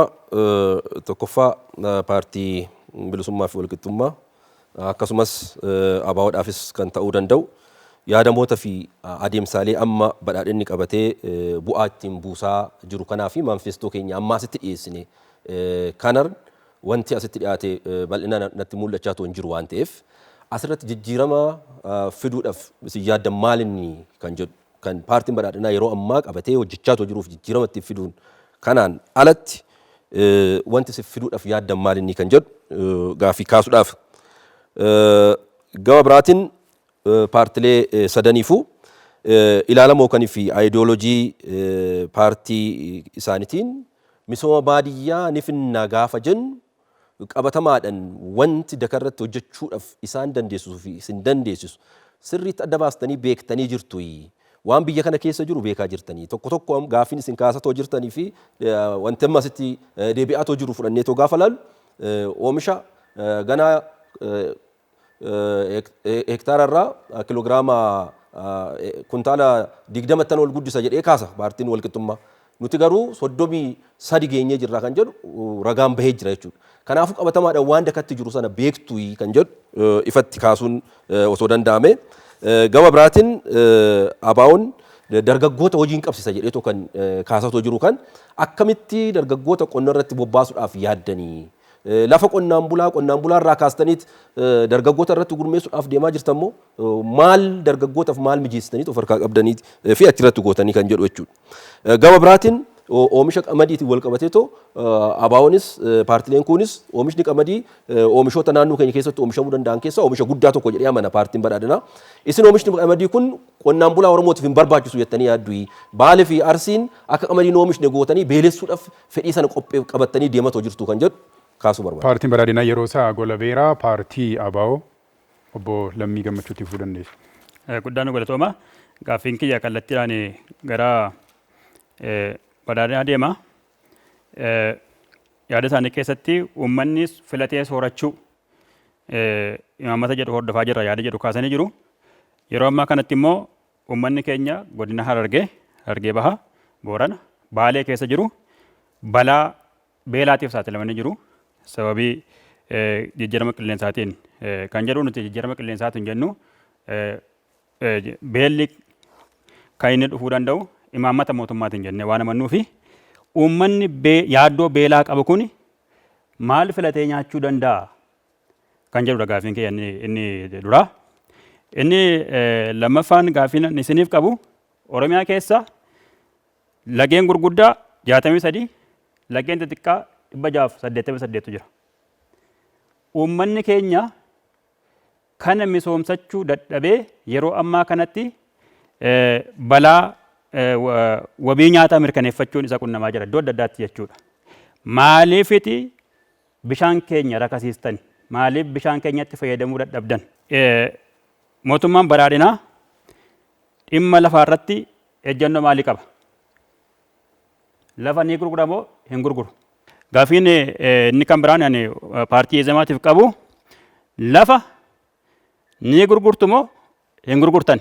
Tole paartii ABO guddaa galatoomaa isiniin jenna. Itti aansuudhaan paartii Haqa Hawaasummaa Izeemaa obbo Addaamoo Imaam itti fufuu dandeessu gaaffilee keessan. Tokkoffaa gaaffiin ani kaasu gaaffii walqixxummaa fi bilisummaadha. Lafa isaa baankii qabsiisee akka liqeeffatu goona jedhanii laftoo kan isaatii miti lafti kan mootummaati lafa kan baankii qabsiisee liqeeffachuu danda'a qotee bulaan jechuudha. Kan biraa kan paartii badhaadhinaa gaaffiin paartiin badhaadhinaaf dhiyeessu. Paartiin badhaadhinaa waggoota 8 yookiin waggoota 5 darban kana hojiirra jira. Ammallee akkuma paartiidhuma haaraa yookiin paartiidhuma akka haaraatti morkanuusi kan hojjannedha. Waan hojjetan irratti nu ilaallu misooma yookiin qamadii gara hektaara miliyoona 2.9 irratti gara kumtaala 100 kumtaala miliyoona 136 misoomneerra jedhame. Kuni garuu utuu nu raabsamee kumtaala tokko na qoqqaba akkuma daneenya keenyaatti jechuudha. Garuu harka qilleeyyiinii fi jiruun baay'ee itti aanaa itti baay'ee itti fuufaa baay'ee mi'aawaa jira. Kana gad hir'isuu hin dandeenye. Kana jennaan ekspoortii yoo godhames ekspoortii gochuudhaaf biyyi quufeetiyyee ekspoortii gootan immoo akkamii waan jedhu irratti gaaffiin qaba. Ennuu gadi buunee baadiyyaa arginu baadiyyaan baay'ee gadi bu'aadha. Karaansaa misoomni baadiyyaa baay'ee gadi bu'aadha. Xiyyeeffannoon keessan magaala keessatti kana jennaan xiyyeeffannoo kana booda gara baadiyyaatti gootu moo akkuma kanatti itti fuuftu kan jedhu gaaffiin koo. Kabajamtoota hordoftoota keenyaa waltajjii Infaanaa itti fufeetu kan inni jiru paartiileen boqonnaa sadaffaatiin keessattuu yerootti gaaffii waliif dhiyeessanii goolabne yerootti deebii walii deebisanii boqonnaa afuraffaatiin walitti deebinee jirra jechaadha. Walduraa duuba carraa sila buusneen paartiin bilisummaa fi walqixxummaan gaaffilee ka'aniif kan deebisuu ta'a jechaadha. Daqiiqaa 8 qabdu itti fufuu dandeessu. Tola galatooma. Paartii keenyaaf gaaffilee afurtu ka'an na fakkaata. Inni jalqabaa wanti isin jijjiirtan maaltu jira? Kan amma imaammata paartiin badhaadhinaa hojiirra oolchaa jiruun alatti wanti isin jijjiirtan yookiin wanti haaraa fiddan maal inni kan jedhu paartii badhaadhinaarraa kan naaf ka'e. Wanti nuti jijjiirru adeemsuma oomishtummaatu yookiin oomishaatu ni jijjiirra. Fakkeenyaaf malli nuti fayyadamnee oomishnu humna sangaatii fi gatiittii sangaatii fi rooba waggaatti baatii 3 roobu irratti hundoofneeti yeroo ammaa oomisha baay'ee kan oomishaatii jirru. Biyyi keenya bishaan jallisiidhaaf oolu yookiin jallisiitti fayyadamnee lafa hektaara miliyoona 10 ol oomishuu dandeenya. Yeroo ammaa kana keessaa kan oomishaatii jirru garuu lafa hektaara miliyoona 1.2 qofaa. Nuti yoo mootummaa taane bishaan qabnu kana jallisiidhaan fayyadamuun jallisii xixiqqaadha hanga gurguddaatti sila kaasan jira imaammata keenya keessatti babal'isuun gannaa bona oomishnee midhaanin akka of dandeenyu taasifnaa. Lafa oomishtummaa malee taa'utu jira. Itoophiyaan lafa hektaara miliyoona 38 kan oomishaaf ta'u qabdi. Kana keessaa kan yeroo ammaa qonnaaf oolu yookiin tajaajila kennaatii jiru lafa hektaara miliyoona 16 qofa. Miliyoonni 22 akkanumatti taa'ee jira jechuudha. Dargaggeessi keenya harki caalummoon hojii dhabee taa'ee jira. Sababa kanaatiin bosonaa fi godaansatti imalaatii jiru. Kana hanqisuudhaaf lafa duwwaa taa'u kanarratti dargaggoo gurmeessinee ijaarree akka galanii oomishan hojii argatan hojii dhabdummaan badu goona jechuudha. Kan biraa investimentii babal'ifna. Investimentiin yeroo ammaa lafti nuti qabnu baay'eessaa akkanumatti taa'ee jira. Akkasiin jedhe lafa kanarratti abbootiin qabeenyaa akka bobba'an gochuun akka biyyi keenya oomishtummaa gahaa argattee rakkina midhaan nyaataa jalaa baatu ni taasifna jechuudha. Kan biraa warri mormitootaa homaan beekan haala qabatamaa biyyaa quban qaban maal waan jedhutu kaa yeroo baay'ee bakka bu'oonni paartii badhaadhinaa yeroo miidiyaa irratti dhiyaatan jecha kana leenji'anii dhufu ta'e hin beeku wal harkaa fuudhanii waanuma wal fakkaatu jedhu. Isin biyyan beektanii haala biyyaan beektanii imaammatan qabdani jedhu. Kuni kijiba. Nuti akkuma isaanii lammii biyya kanaati. Biyya kana keessa jirra. Haala qabatamaa biyya keenyaa ni beekna. odeeffannoo adda addaa ni gurranna. Akka paartiitti immoo yeroo mootummaa kana waliin wal morkachuuf dhiyaannu qorannoo adda addaa gaggeessinee haala qabatamaa biyyi keenya keessa jirtu adda baafannee sanirratti sagantaa rakkoo jiru sana itti furuu dandeenyu qabannee dhiyaanna. Kanaaf ilaalcha akkasii keessaa osoo bahanii gaariidha. Isaan qofti beekaa ta'anii kanneen kun kan homaan beekne yookiin sagantaa osoo hin qabaatiin osoo karoora hin qabaatiin akka dhufanii isaan waliin morkaniitti osoo ilaaluu baatanii gaariidha. Kanumaan wal qabsiisanii kan isaan kaasan oomishtummaa qamadii irratti yookiin oomishtummaa midhaan irratti hektaara irratti parsantii 33 geenye kan jedhu kaasaniiru. Tarii gabaasa sobaa waan jedhantu gabaasni sobaa kun Itoophiyaa keessatti keessoo naannoo Oromiyaatti haalan beekama. Akka akkas hin taane hin beeku parsantii 33 kan jedhu kanan argineen. Hanga nuti qorannoo goonetti yookiin daataa adda addaa ilaalletti garaagarummaan qorannoo adda addaa irratti yookiin daataan ati qorannoo tokko irratti argituu fi kan biraa irratti argitu garaagarummaa ni qabaata.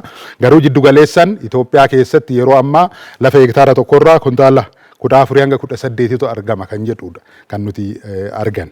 Kuni akaakuu biyyoo irratti akaakuu lafti xaa'oo argate yookiin qoteen bulaan irra deddeebi'ee bulleessee qote yookiin maashina ammayyaa fayyadamuudhaan maal garaagarummaa qabaachuu danda'a. Nuti garuu 20 hanga 40tti ol guddifna jenneeti kan jirru. Lafti teeknooloojii ammayyaatiin yoo fayyadamne galtee barbaachisu yoo kennineef sanyii filatamaa yoo fayyadamne hanga kuntaala 40tti oomishuun ni danda'ama lafa hektaara tokkorraa jechuudha. Kanaaf paartiin keenya waggoota 5 itti keessatti kana parsantii 20 hanga 40 geessisuuf kan hojjetu ta'a jechuudha. Oomisha qamadii irratti ilaalchi isin qabdan maali kan jedhus kaasaniiru. Oomishti qamadii waan bareeda suni cimee taafuuf jenna. Of dandeenye nyaatan ekspoortii gochuu jalqabne kan jedhu sana ekspoortii sana xiqqeessatii akka of dandeenyu lammiin keenya akka nyaatee bulu nu godhaa dursa. Import gochaati jirra har'a qamadii. Asiin export goona jennaa asiin immoo import gochaati jirra har'uma kanallee. Kanaaf nuti kana cimsitanii yoo itti fuftan mormii hin qabnu. Arsii fi Baaleen akka qamadiin qotanne barbaaddu kan jedhu ka'ee jira. Lakki sanas hin barbaadnu. Akkuma sira bakka bu'aan ABO kaase qotee bulaa dirqisiisurraa bahaadha. Lafa kana qamadii malee hin qottu jechuurra akkaataa biyyee isaatiin akkaataa haala qilleensa naannootiin midhaan gosa baay'ee qabnaa kanneen hunda fayyadamu qamadii qofa irratti rarra'uurraa gara midhaan adda addaa fayyadamnee oomishtummaa keenya guddisuutti haceenudha. Fakkeenyaaf asuma naannoo Shaggar kanatti warra misira qotanii bulantu jiru as Awaash Bal'oo iddoo jedhamu. Waggaa waggaatti ganna bishaantu ciisaa yeroo birraa misira qotanii gatii baay'eetti gurgurachaatii turan. Mootummaan humnaan dirqisiisetti warra mishira facaase lammata garagalchisiisetti qamadii humnaan itti kennee akka facaasan taasisa. Sanirraa bu'aan isaan argatan gadhaanaa ta'e. Kanneen akkanaa kana hin hojjennudha. Nuti qamadii uummata hin dirqisiisinaa lafti biyyeen midhaan magarsitu qabdi qilleensi midhaan kamiif akka ta'u biyyee kamtu akka ta'u sana adda baasnee fayyadamnudha. Kan biraa dirqisiistaniis akka isin qofatti gurguran yookiin gatii isin murteessitaniin akka gurguran hin taasisinaa malee nuti hin deeggarraa inisheetiiviin qamadii inisheetiiviin kuduraa fi muduraa kan mootummaan gochaatee jiru wantoota keessaa fudhatamuu qabu ni fudhanna jedheeraan jalqabas tarii sagantaan nuti qabnu baay'eessaa kan warra badhaadhinaatiin wal fakkaata. Sana warra badhaadhinaatu nurraa fudhate. Nuti bara 2011 hundeeffamne isaan bara 2012 hundeeffamanii keenyarraa waan baay'ee fudhataniiru. Kanaaf sana itti fufsiifna nuti. Sana keessa wantoota jiran itti fufsiifnaa jechuudha gara fuulduraatti. Kan biraa warri Izeemaa kan naaf kaasan qotee bulaan lafa hin qabu akkamitti lafa qabsiisanii liqeeffatu kan jedhudha. Tarii yeroo ammaa kan biyya bulchaatii jiru paartii badhaadhinaati. Gaafii kana isaaniif osoo kaasanii gaarii natti fakkaata. Nuti gaafa mootummaa taanu sirna bulchiinsa lafaa irratti jijjiiramanii finna irraa fooyya'insa ni agarsiifna. Qotee bulaan mirga abbaa qabiyyummaa lafaa ni argata. Mirga abbaa qabiyyummaa lafaa isaa kanatti fayyadamuun baankitti qabsiisee liqii argachuun lafa isaa irratti oomisha akka dabalu yookiin invest akka godhu ni taasifna. Akka kireessuu danda'u seerri isa dandeessisu ni qophaa'a. Kana hojii oolmaa isaatiif immoo qajeelfamas ni baafna jechuudha. Imaammata sanitti aansuun qajeelfamni hojii oolmaa poolisii saniitiif ni qophaa'a. Saniin kan hojiirra oolchinu ta'a galatooma. Taansuudhaan paartii badhaadhinaatti gaaffilee kaaniif deebii kan kennu Bogeetuu Gammachuu daqiiqaa 14 qabdu itti fufuu dandeessu. Baay'ee guddaa galatooma gaafiiwwan morkattoonni keenya kaasan hojii keenya gara fuulduraatiif imala fuulduratti deemnuuf kan nu kakaasuu fi uummata keenya wajjiniin yoo irratti xiyyeeffannee hojjennu jijjiirama kan itti finnu jenneet fudhanna. Keessumaa'uu xiyyeeffannoon baadiyyaa irratti isin kennitanii hojjechaa jirtan maalinni kan jedhu kan paartiin ABO kaase nuti baadiyyaan misoomutu irra jiraata. Baadiyyaan guddachuutu irra jiraata. Baadiyyaan kan misoomuun irra jiraatu akkasumatti afaan qofaan otoo hin taane hojiidhaan haala qabatamaa baadiyyaan keenya keessa jiru irratti xiyyeeffannee qonna irratti yoo ta'e qonni akkaataa lafa taa'umsa lafaatiin akkaataa haala qilleensa naannoo keessa jiruun qonnaan bulaaf horsee bulaan keenya fayyadamaa akkaataattiin ta'uu danda'u irratti yaadamee karoorfamee hojii hojjetamaa jirutu jira. Kanaan goonee baadiyyaan jijjiiramuutu irra jiraata, guddachuutu irra jiraata. Jijjiiramni baadiyyaa irratti nuti finnu immoo jijjiirama magaalaa fi indaastirii irratti dhufuuf gahee guddaa qaba, galtee guddaadha jennee amanna. Kanarraa kaanee baadiyyaan bal'inaan hojiiwwan misoomaa keessatti kan gaggeeffamu, baadiyyaan iddoo oomishaa fi oomishtummaa, baadiyyaan iddoo oomishtummaan itti dabaluu fi qaala'insi jireenyaa yeroo ammaa bakka adda addaatti mul'atu kun keessaa ittiin bahuu ittiin dandeenyu jenneeti kan ilaallu. Kanarraa kaanee baadiyyaa keessatti bu'uuraaleen misoomaa baadiyyaatti babal'achuun irra jiraatan irratti xiyyeeffannoo guddaa kenneetiin hojjenna. Bu'uuraaleen misoomaa qonnaa qofa otoo hin taane bu'uuraaleen misoomaa hawaasummaa yeroo ammaatti mootummaan badhaadhinaa gandatti qonnaan bulaa biratti caasan sadarkaadhaan jiru beekumsaan galuutu irra jiraata jennee hojjechaa jirru kan bal'inaan irratti hojjenna. Kana goonee jijjiiramoota baadiyyaa keessatti dhufuun irra jiraatu irratti xiyyeeffannoo guddaa kennee hin hojjenna. Baadiyyaan jijjiiramuutu irra jiraata.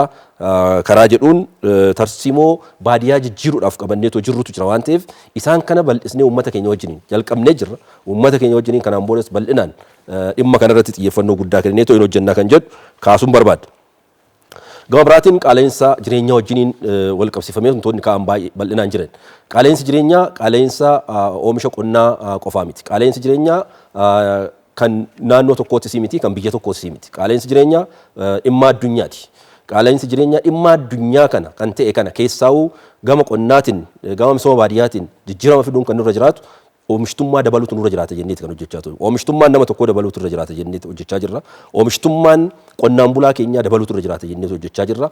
Oomishtummaan maasii qonnaan bulaa dabaluutu irra jiraata jennee hojjechaa jirra. Oomishtummaan beelada qonnaan bulaa keenyaa dabaluutu irra jiraata jenneeti hojjechaa jirra. Isaaniif immoo inisheetivoota barbaachisaa ta'anii fi kanaan dura kan laalamaa hin turre waan oomishtummaa dabaluu danda'u irratti xiyyeeffatameetu hojjetamaa hin turre hundasaa paartiin badhaadhinaa hojumaatan akka isaan deebi'aniif sochiiwwan gurguddaa taasisee jira.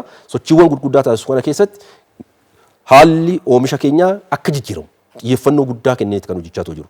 Haalli oomisha keenyaa maaliin jijjiirama? Haalli oomisha keenyaa aadaan oomisha qonnaan bultootaa keenyaa akka jijjiiramuuf qonnaan bulaa fi horsee bulaan keenya yeroo hunda hojii misoomaa maasiisaa beelada isaati irratti xiyyeeffatee akka inni hojjetuuf xiyyeeffannoo guddaan kennamee hojjettoonni misoomaa baadiyyaa keessatti argaman bal'inaan qonnaan bulaa biratti argamanii ta'u akka isaan qonnaan bulaa deeggaran hojjettoota misoomaa qofa osoo hin taane badhaadhinni caasaa gandaa gaditti gandarratti gadi buusee hojjechaa jira. Kun hundi isaatiiyyuu jijjiirama baadiyyaa irratti jiruu fi qaala'insa jireenyaa yeroo ammaa addunyaa raasatoo jiru kana keessaa bahuu akka danda'amuuf hojii guddaatu hojjetamaa jira. Isa jabeessinee toon hojjennaa jechuudha. Kanaaf dhimmi qaala'insa jireenyaa dhimma borus itti fufuudha. Dhimmi qaala'insa jireenyaa dhimmi addunyaan gaafa jijjiiramtu addunyaa irratti rakkoowwan hanqinoleen mul'atan gaafa mul'atan itti fufanidha. Fakkeenyaaf har'a Ameerikaa fi Iraan jidduutti lola gaggeeffamaa jiruun boba'aa irratti waan ta'aa jiru hundi keessan kan waliin beektan. Kuni boruuf taanis jiraachuu danda'a ta'a. Kuni gaafa jiraatu immoo biyya keessatti dhiibbaan fidu jennee ilaaluudha jechuudha. Dhiibbaa fiduu danda'a waan ta'eef asirratti guddaa akka paartii badhaadhinaatti xiyyeeffannee hojjechuun kan nurra jiraatu. Oomishtummaa dabaluudha. Qabeenya biyya kana keessaa qabnu bal'aadha gahaadha. Baddaadhaa qabna, gammoojjii qabna, badda daree qabna. Badda daree lafa akkasitti qabnu kana irratti yeroo isaa haala isaa beeknee beekumsaan hoggannee hojjennaan jijjiirama fiduu akka dandeenyu arginee jirra. Hojjetnee waan argineef kan dubbachaa jirru jechuudha. Amma tokko kan amma morkattoonni keenya haasa'an hektaararraa kuntaala 14 jedhamee kan haasa'amu inni kun kan bara Haile Sillaasee yookaan bara Dargii haasa'uu danda'a jechuudha. Sammuu isaatti jira jechuudha. Nuti kan jechaa jirru har'a 33 irra geenye jira. soddomii hektaara irraa kuntaala 33 jenne parsantii 33 kan jedhu sun qabnu jechuudha.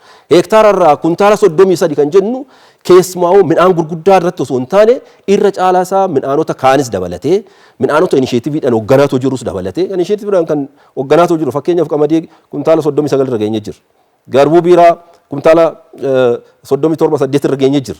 Isaan kana qofa osoo hin taane waliigala isaa oomishni qonnaa kan gannaa nuti oomishtummaa jennee too kaasnu 33 irra ga'e. Kan ammoo nuti kan jechaa jiru. Kan jechaa jiru dhaabbilee idil-addunyaa, dhaabbilee Itoophiyaa keessa jiranii fi kana ragaasaa sirriitti addaan baasanii too beekan xiinxalan isaantu baasee dubbachaa jira jechuudha.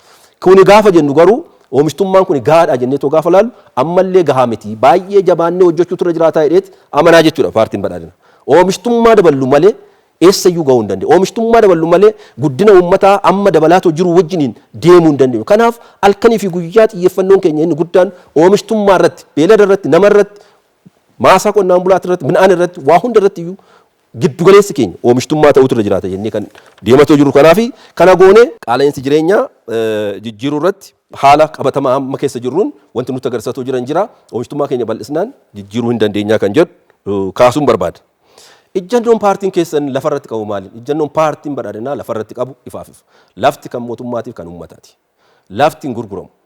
Qonnaan bulaan horsee bulaan keenya lafasaa kireeffatee akka inni irraa argachuu danda'uuf hojii guddaa hojjennee jirra. Kana baankii wajjin walitti hiinee jirra. Kana inshuraansii wajjin walitti hidhaa jirra.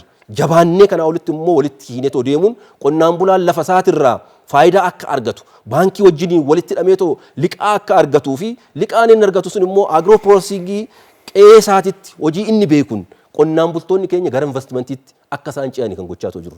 Lafa isaaniitti irratti ce'anii investimentiidhaan lafa isaaniitti irratti ijaaramanii investara akka isaan ta'aniif hojjechaa kan jiru. Kana gochuudhaaf immoo bal'inaan waggoottan darban kana keessatti yeroowwan uummanni keenya nuuf kennee bara filannoo darbe keessatti hojii ajaa'iba ta'e hojjetee jira paartiin badhaadhina. Keessumaa investimentoonni naannoo keenya keessatti dhufan. Investimentii kaleessa dheengadda abbootii qabeenyaa fi namoota abbaa ta'etti maxxaneetoo deemu qofa qabannee toon taane kan gochuu nurra jiraata jennee hojjechaatis turamee fi jijjiiramni dhufaatoo jiru qonnaan bulaan keenya gara investimentiitti haa ce'uu jennee hojjechaatoo jiru.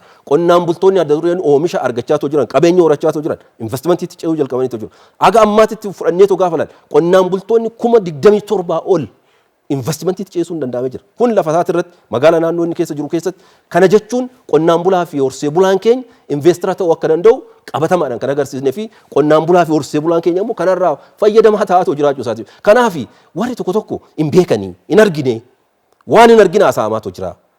Hektaara irraa kuntaala 14 ammallee kan bara Haayile Sillaasee haasa'aa jira. Qonnaan bulaa investimentiitti ce'atoo jiru kana akka qonnaan bulaa waan qabneetitti fi homaan beekneetitti yaadamaatu jira. Qonnaan bulaan keenya garuu darbee ceehee nu olitti waan meeqa keessa galeetu hojii guddaa hojjechaatoo jira. Makaanaayizeeshinii keessa galeetu hojii guddaa hojjechaatoo jira. Har'a qonnaan bulaa gateettii sangaatirraa qambara gateettii sangaatirraa haa buusnu jennee inisheetivii guddaan godhateetoo paartiin keenya qabateetoo hojjechaatoo jiruun yeroo ammaatitti tiraaktaroonni, kombaayineroonni maasii qonnaan bulaa keessatti har'a argaatoo jirtan kan eengadda kaleessa argaa jirtu kan jedhu osumaan gaafii kaasuuf hin barbaadaa jechuudha.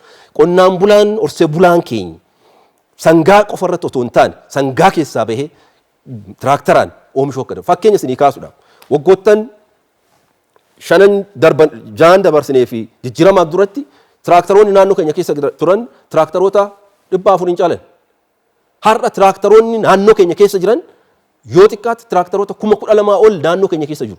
Kuni maasii qonnaan bulaa tokko irratti yoo bobba'e ammam jijjiirama akka inni fiduu danda'u laaluun hin danda'ama. Kuni gahaadha gahaa miti baay'ee jabaannee hojjechuun nurra jiraata. Kombaayineroonni harvesteroonni bakka adda addaati irratti bakka kaleessa namni kombaayinera miti tiraaktara argee too hin beeknetti bal'isaatoo jira. Kuni gahaadha gahaa miti ganaa paartiin kun cimee hojjechuutu irra jiraata uummata isaa wajjin hin ta'eetu hojjechuutu irra jiraata jalqabnee jirra karaa isaa argannee jirra karaa isaa kana babal'isuudha jechuudha. Kaleessa dheengadda namni as keessa jirru hundi keenya kan waliin beeknu tiraaktara irratti taaksii kaffalamaa ture. Har'a mootummaan badhaadhinaa qonnaan bulaan keenya tiraaktara qonnaan bulaan keenya fayyadamuu fi uummanni keenya irraa fayyadamaatoo jiruuf taaksiin kaffalamuu nurra hin jiraatu jennee taaksiidhaan alatti godhamee jira. Warshaa biyya alaatirraa nuti galchinu tiraaktara dabalatee kombaayinara dabalatee dhimmoota adda addaa dabalatee oomishoonni 5,000 ol kan ta'an akaakuu 5,000 ol kan ta'an biyya kana keessatti qaraxaan akka isaan galan godhamee jira jechuudha. Kun hundi isaatiyyuu kan laallatu qonnaa fi qonnaan bulaa wajjin kan wal qabateetoo jiru jechuudha. Kana kan godhe paartii badhaadhinaati. Akkaataa kanaan goone jijjiirama oomishaa fi oomishtummaa irratti dhufuu danda'u jabaannee cimnee irratti hojjechuutu nurra jiraata. Qonnaan bulaan keenya immoo lafasaa kireesses lafasaa dargaggeessa amma yeroo ammaatitti dargaggeessi bal'aan yuunivarsiitii irraa baheetoo jiru kun yeroo ammaa tiraaktara kan oofuus yeroo ammaa maasaa qonnaa keessatti kan bal'ateetoo jiru is dargaggeeyyii kaaniif immoo lafa waliinii qabnu immoo qoonnee kennaafii jirra. Qubsuma dargaggootaa jennee lafa qoonnee fi bakkeen itti kennaafii jirruu fi dargaggeessi keenya yeroo ammaa jijjiirama ofii isaatiif qofa otoo hin taane maatii isaa qofa otoo hin taane naannoo isaatiif inni dhiyeessatoo jiru baay'ee guddaadha bal'aadha. Kilaasteroota gurguddaa magaalaa keessatti ammoo hundeessinee dargaggeessi keenya irratti bobba'eetoo hojjechaa jiru kan sila kaasatoo turre waa'een dhimma qaala'insa jireenyaatiin wal qabatee kan lukkuu irratti kaasatoo turre kan kilaasteroota babal'aa kana otoo ijaaruu baannee qaala'insa jireenyaa har'a fagoo deemaa ture. Kanaaf paartiin badhaadhinaa dursee beekee dhimmoota kanaan wal fakkaatan irrattis kan hojjechaa jiruu fi dhimmi lafaa ifaa fi ifaan paartiin badhaadhinaa kan qabatee jiru. Qabiinsi lafaa fudhanneetoo ilaalle mootummaadhaan qabameetoo jiru hin jira, kan qonnaan bulaadhaan qabameetoo jiru hin jira, kan walootiin qabameetoo jiru hin jira. Kun haala isaatiin hojii barbaachisaa ta'eef immoo akka ooluuf sochiiwwan guddaan godhamaatoo jira jechuudha. Gama biraatiin kan paartiin ABO kaasan nuti jal'isii irratti xiyyeeffannoo guddaa kennee hojjechaa jira. Ammas jal'isii irratti xiyyeeffachuu nurra jiraata. Hirkattummaa roobaa jalaa bahuu hin dandeenye taanaan jijjiirama fiduu hin dandeenye. Biyya kana keessatti addunyaan hirkattummaa roobaatiin jijjiiramte hin jirtu. Biyya kana irrattis hirkattummaa roobaatiin jijjiiramuudhaaf namni yaaduu jiraate inni of soba, uummata keenya soba. Sirrachuutu irra jiraata.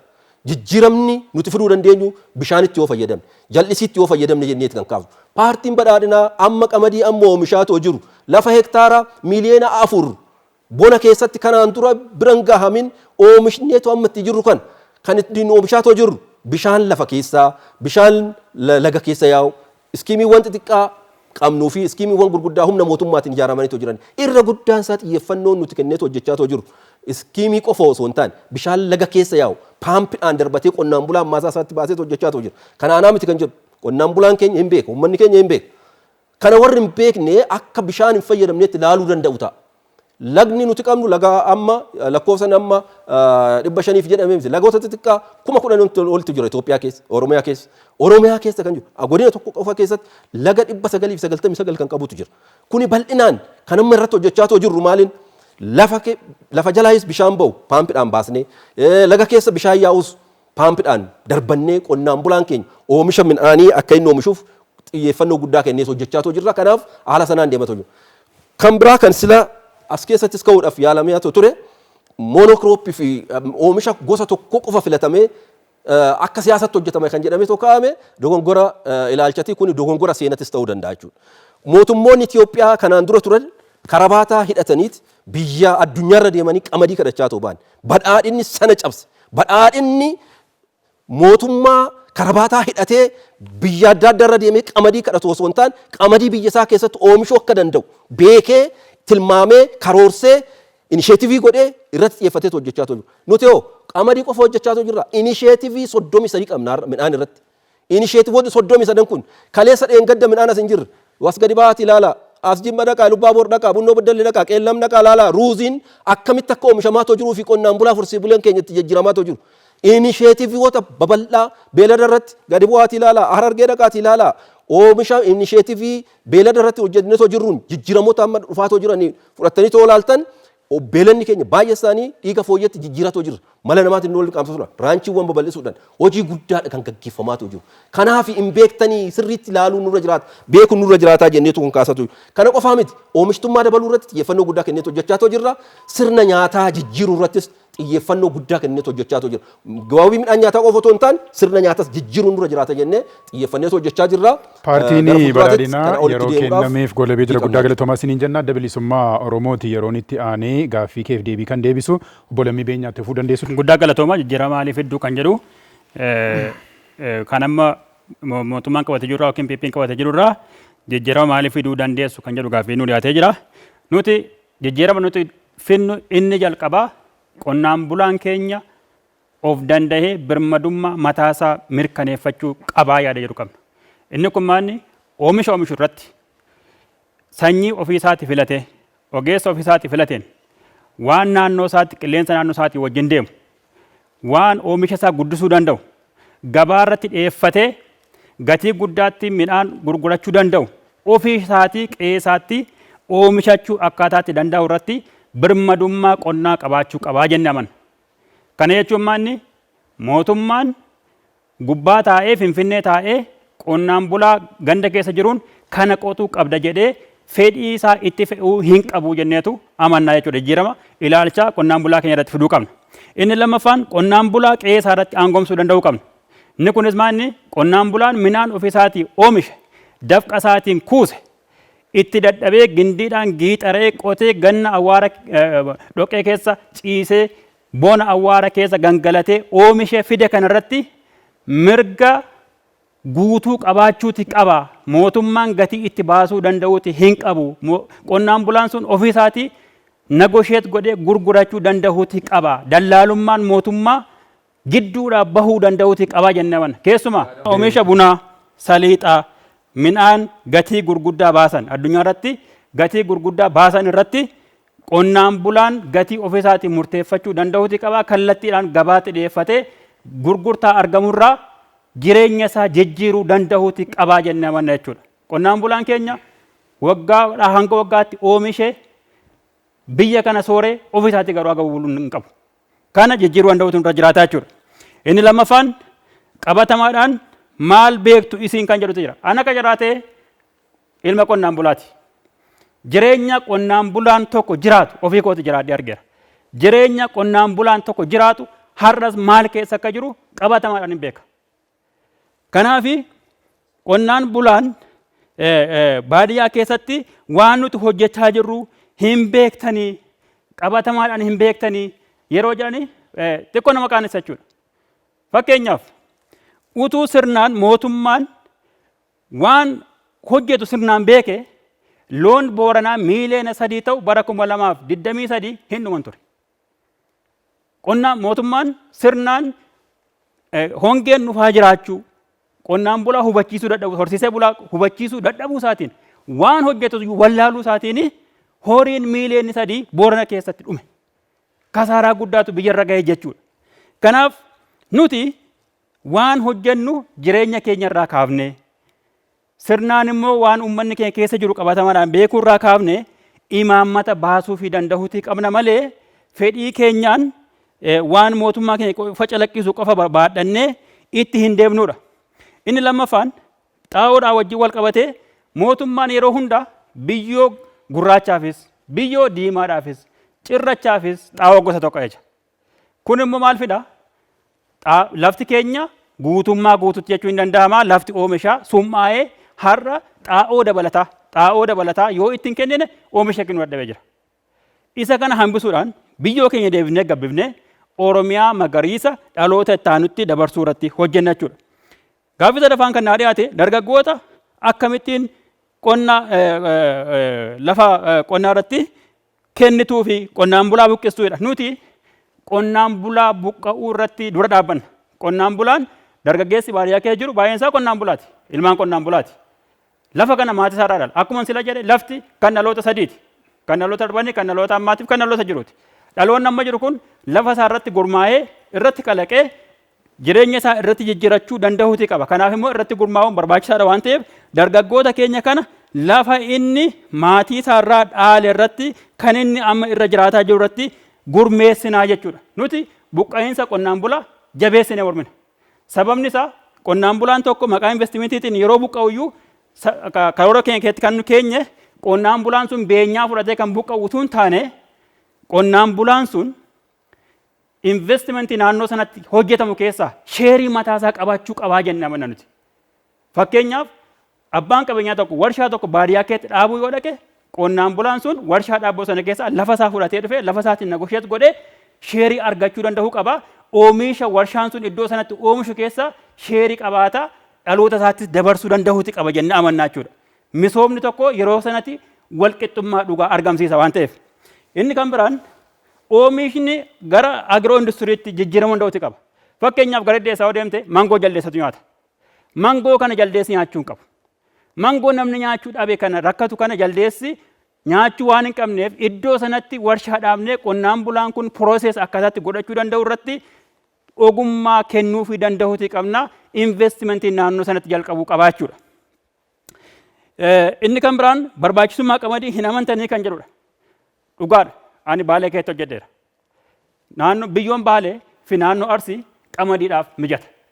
Kanaaf iddoo qamadiin oomishtummaa guddaa kennutti biyyoon oomishtummaa qamadii guddaa kennutti qamadii, iddoo boqqolloo kennutti boqqolloo, iddoo bisingaa kennutti bisingaa, akkasittiin qoonna malee biyyoo hundumaatiif dawaa qamadii jedhu kennuu hin qabnu. Inni kun fedhii qonnaan bulaan oomishu isaa xiqqeessuu qofatu hin taane birmadummaa qonnaan bulaa keenyaa sarba waan ta'eef jechuudha. Waa'ee qamadiitiinis baay'ee nuti amma birmadummaa qamadii liqii irraa bilisa baanee irraa seenaa wajjin irra wanti jedhamu kun xiqqoo ishee dogoggora. Yoo akkasitti yaadna ta'e bara 1950 biyyi Noorwee jedhamtu beeloftee turte. Haayile Sillaaseen asii qamadii fe'ee geessee ture. Asitti garuu uummanni qonnaan bulaan qamadii dhabee beelaa ture. Kun seenarra waan jiruuf dubbachuu dandeessu jechuudha. Kanaaf qamadii alatti arguun uummanni as keessaa utuu of hin danda'in qamadiidhaan of hin danda'in qamadiidhaan alatti arguu yaaluun fakkeenyaaf mootummoota adda addaatti wajjin walii galanii mataansaa inni kun iyyuu yakkadha.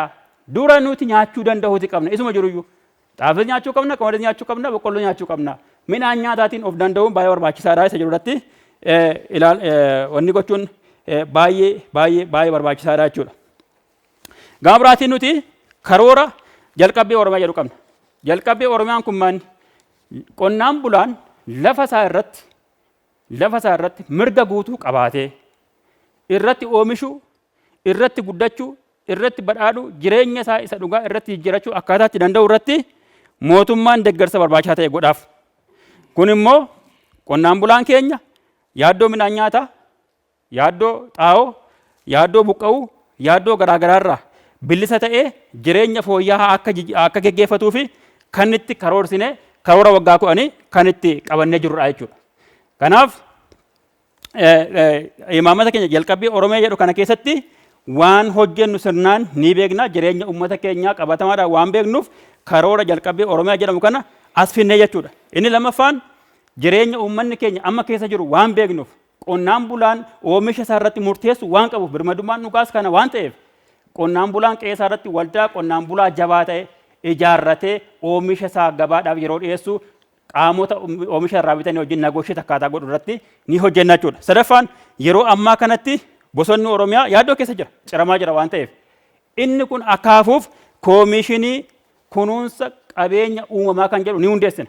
Kun immoo hanga 2040tti Oromiyaan magariisa guutuu akka isheen taatuu fi hawwattu akka isheen taatu kan itti goonudha jechuudha. Kanaaf nuti imaammata qabatamaadhaan jireenya uummata keenyaa jijjiiruu danda'u kan nuti immoo sirnaan ofii keenyaas keessa jiraannee qaama jireenya keenyaa kan ta'e fidanneetu uummata keenyaaf finnee dhufne malee waan PP'n yookiin mootummaan badhaadhinaa hojjetaa jiru kana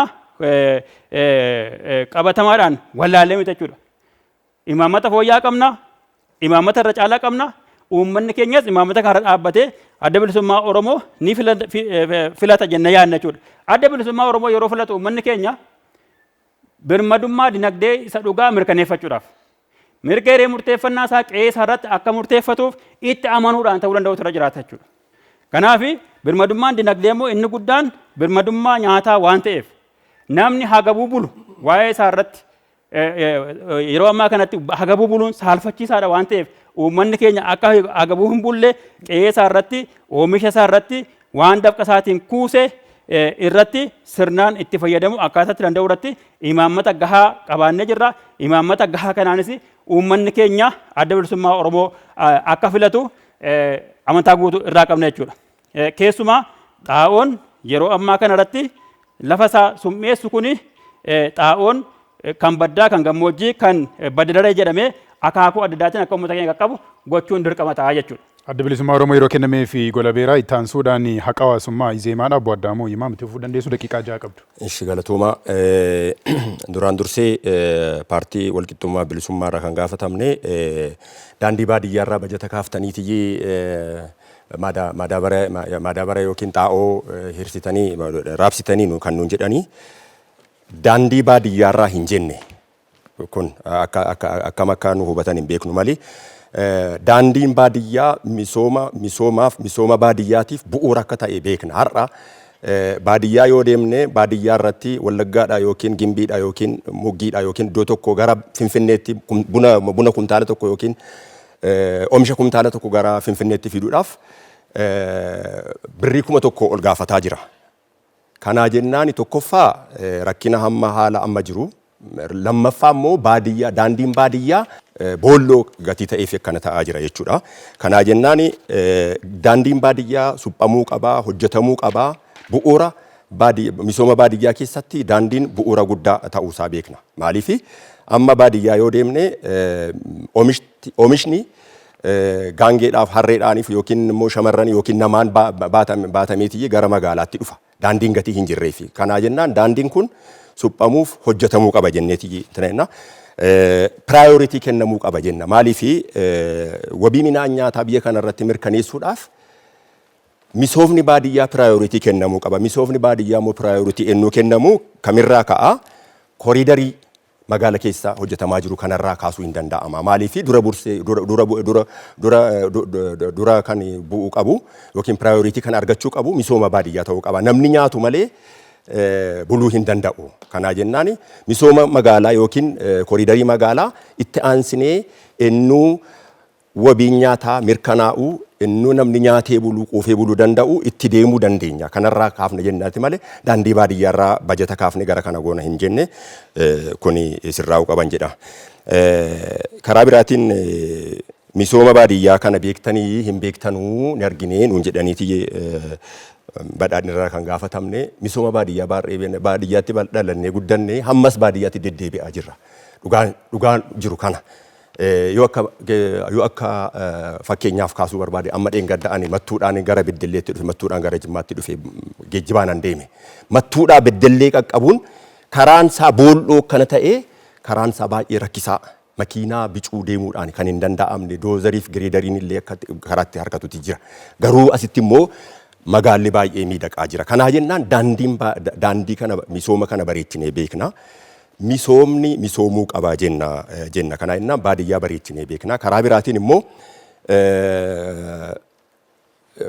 falmii kana dorgomuu qofa otoo hin ta'iin nuti imaammataaf tarsiimoo bilchaataa har'a yeroo nu daangessa malee asirratti dhiyeessuudhaaf akka izeemaatti imaammata bilchaataa har'a yoo mootummaa taane har'a bor kan itti fufuu dandeenyu imaammata bilchaataa imaammata ekspertii addunyaa irratti hojjetamee qabna. Kanaa jennaan kanarratti bareechinee beekna imaammata biyyi biraa kan itti guddataniin haala amma jiru haala rakkina jiru hanqina badhaadhinarra jiru irratti xiinxallee bareechinee gadi buuree xiinxalleetii imaammata keenya qopheessinee jirra. Kanaa jennaan karaa kana bareechinee beekna jechuudha. Malee calluma jennee dorgommuudhaa fi akka namni nu filatu qofaa fi miti kana beekamuu qaba jechuudha. Bareechinee beekna haala amma jiru kana. Waan jiru kana bareechinee beekna. Karaa biraatiin maalinni dhugaan amma jiru badhaadhinni amma xiyyeeffannaa amma magaalaa irratti yookiin koriidarii irratti kennaa jiru kana baadiyyaadhaa hin kennine jenneetii komanna. Baadiyyaadhaa hin kennine xiyyeeffannaa guddaa baadiyyaadhaa xiyyeeffannaan baay'ee gadi bu'aadha jenneetii komanne jara bilisiqinnaa yookiin jara karaa biraatiin lafa hin gurgurtan immoo hin gurgurtanii kan jedhu waa'ee lafa gurguruuf waa'ee lafa bituu miti. Lafa irratti mirga qabaachuu qabaa. Hireen mootummaa yookiin interferansiin mootummaa lafa irratti qabu seeraan daangeffamuu qaba. Akka jaallattee al tokko kaa'ii al tokko taa'ii jechuu hin qabu mootummaan jechuudha. Namni gurguruu hamma harka jira lafuma harka jiru lafuma isaa lafti kan keetii gurgurachuu dandeessaa. Jijjiirrachuu dandeessaa baankii qabsiiftee liqeeffachuu dandeessa jedhanii mirga kennuudha.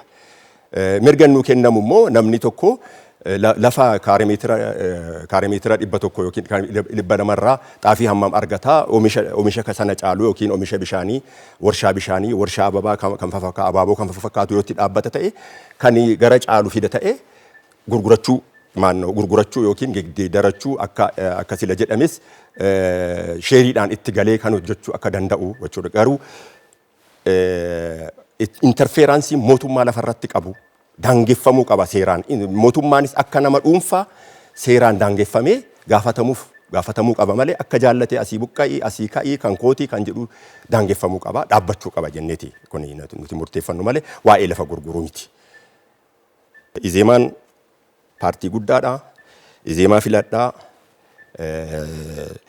Mirga misoomaa fi mirga wabii nyaataa mirkaneeffadhaa jenna galatooma. Kabajamtoota daawwattoota keenyaa fi kabajamtoonni bakka buutoonni paartilee ammas qophii waltajjii faanaa paartileen mormii itti gaggeessanii fi ittiin wal falmanii yaada filmaataa filannoo torbaffaatiif uummataaf dhiyeessanii itti fufee boqonnaa xumuraa fi kan shanaffaa bakka buutoonni paartilee haasaa goolabaa itti taasisaniirra geenye jirrechaadha. Akkuma walduraa duuba sila jalqabnee ittiin deemaa jirruun paartiin bilisummaa fi walqixxummaa haasaa goolabaa ni taasisechaadha. Jalqaba irratti obbo Ukii Galaashee itti fufuu dandeessu daqiiqaa 3 qabdu. Tola galatoomaa kabajamoo uummata biyya keenyaa keessawuu qotee bultoonni fi horsiisee bultoonni baadiyyaa keessa jirtan paartiin bilisummaa fi walqixxummaa jijjiirama jiruu fi jireenya keessaniitiif karoora imaammata qorannoo gadi fagoo irratti hundaa'e qopheessee nu filadhaaf fuuldura keessanitti dhiyaatee jira. Baadiyyaan keenya yeroo ammaa kan xiyyeeffannoo dhabee rakkoo walxaxaa ta'e keessa jirudha. Keessawuu haalli nageenya baadiyyaa keessatti argamu baay'ee rakkisaa fi lammiin keenya oomishee akka hin galfanne bahee akka hin galle kan rakkisaa jiru akka ta'e hundi keenyaa ni beekna. Kan biraa rakkoo siyaasatiin kan wal qabate qamadiin akka dirqiitti uummanni akka isarratti xiyyeeffatu siyaasaaf jecha wantoonni godhamaa jiran kunii fi haalli rakkoon qilleensaa jijjiirama qilleensaa jireenya uummata keenyaa rakkisaa godhee jira. Paartiin keenya jireenya kana keessaa isaan baasuuf jalqaba irratti nagaa baadiyyaa deebisuudha. Nagaa Itoophiyaa deebisuudha. Rakkoo siyaasaa jiru karaa mariitiin fi marabbaatiin furree ilaa fi ilaameedhaan teenyee mari'annee rakkoo nageenyaa furree hundi keenya gara misoomatti akka deebinu ni goona. Bu'uuraalee misoomaa naannoo gammoojjii keessoo naannoo tikfattee bultoonni jiranii fi baadiyyaa hunda keessatti ni babal'isna.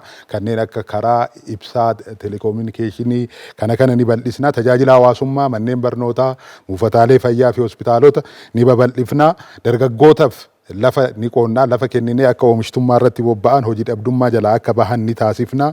Industirii xixiqqoo babal'isuun hanga industirii gurguddaa dabalatutti jechuudha. Oomishaalee keenya sona itti goonee process goonee akka gabaa biyya keessaa fi biyya alaatti geeffaman ni taasifna. Jallisii bishaan qabnutti fayyadamnee jallisiidhaan gannaa bona oomishuun misooma yookiin oomishtummaa keenya guddifna. Horiin nuti qabnu akka faayidaa biyya keenyatiif oolan daldala seeraan alaa keessoo kontiroobaandiidhaan gara biyyoota ollaatti gara Sudaanitti ni bahu, gara Somaaliyaatti ni bahu, gara Keeniyaatti ni bahu horiin Itoophiyaan qabdu. Horiidhaan tokkoffaa taanee osoo jirru foon gahaan argannu, aannan gahaan argannu, killee gahaan argannu kun rakkoo akka baadiyyaatti jirudha. Keessoo magaalatti irra wayya malee rakkoon kun immoo baadiyyaatti ni bal'ata. Kana akkaataa isaan itti fayyadamanis leenjii kenninee lammiin keenya akka oomisha yookiin bu'aa horiirraa sirriitti fayyadamu ni taasifna. Xaa'oo fi galtee qonnaa karaa gatii madaalawaa ta'een uummata keenyaaf ni dhiyeessina. Sanyii filatamaa yeroo jennu kan midhaanii qofa osoo hin ta'in horiitis ni dabalata. Yeroo ammaa sanyii filatamaa horii yookiin kan walitti diqaalomsan parsantii 3 qofaadha. Nuti kana gara parsantii 10 fi 20 waggoota 5 keessatti ol guddisuun bu'aan isaan irraa argaman akka dabalan ni taasifna jechuudha. Galatooma. Paartiin bilisummaa fi walqixxummaa yeroo kennameef golabee jira itti aansuudhaan paartii badhaadhinaatii obbo Geetuu Gammachuutti fufuu dandeessu daqiiqaa 3 qabdu. Baay'ee galatoomaa kabajamtoota uummata Oromoo, kabajamtoota lammiilee Itoophiyaa. Paartiin keessan paartiin badhaadhinaa qabatama abdii dhaloota boruu fi paartii hojjetudha.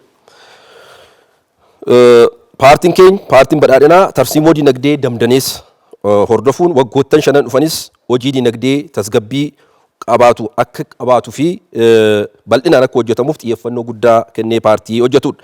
Tasgabbii dinagdee gooroo akka biyyaatti uumameen qaala'insi gatii dijitii tokko gaditti amma finneetoo jirru ammas jabaannee hojjennee qaala'insa dijitii tokko gaditti xiqqeessuudhaaf sochii guddaa qabannee kan deematoo jiru.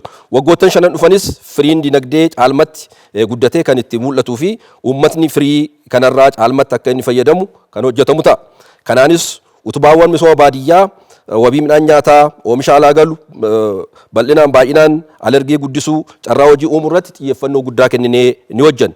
Oomishaalee alergii irratti xiyyeeffannoo guddaa kennee ni hojjenna. Oomisha gahaa fi qulqullina qabu fedhii indaastirii guutuu kan danda'an irratti xiyyeeffannoo guddaa kennee ni hojjeta.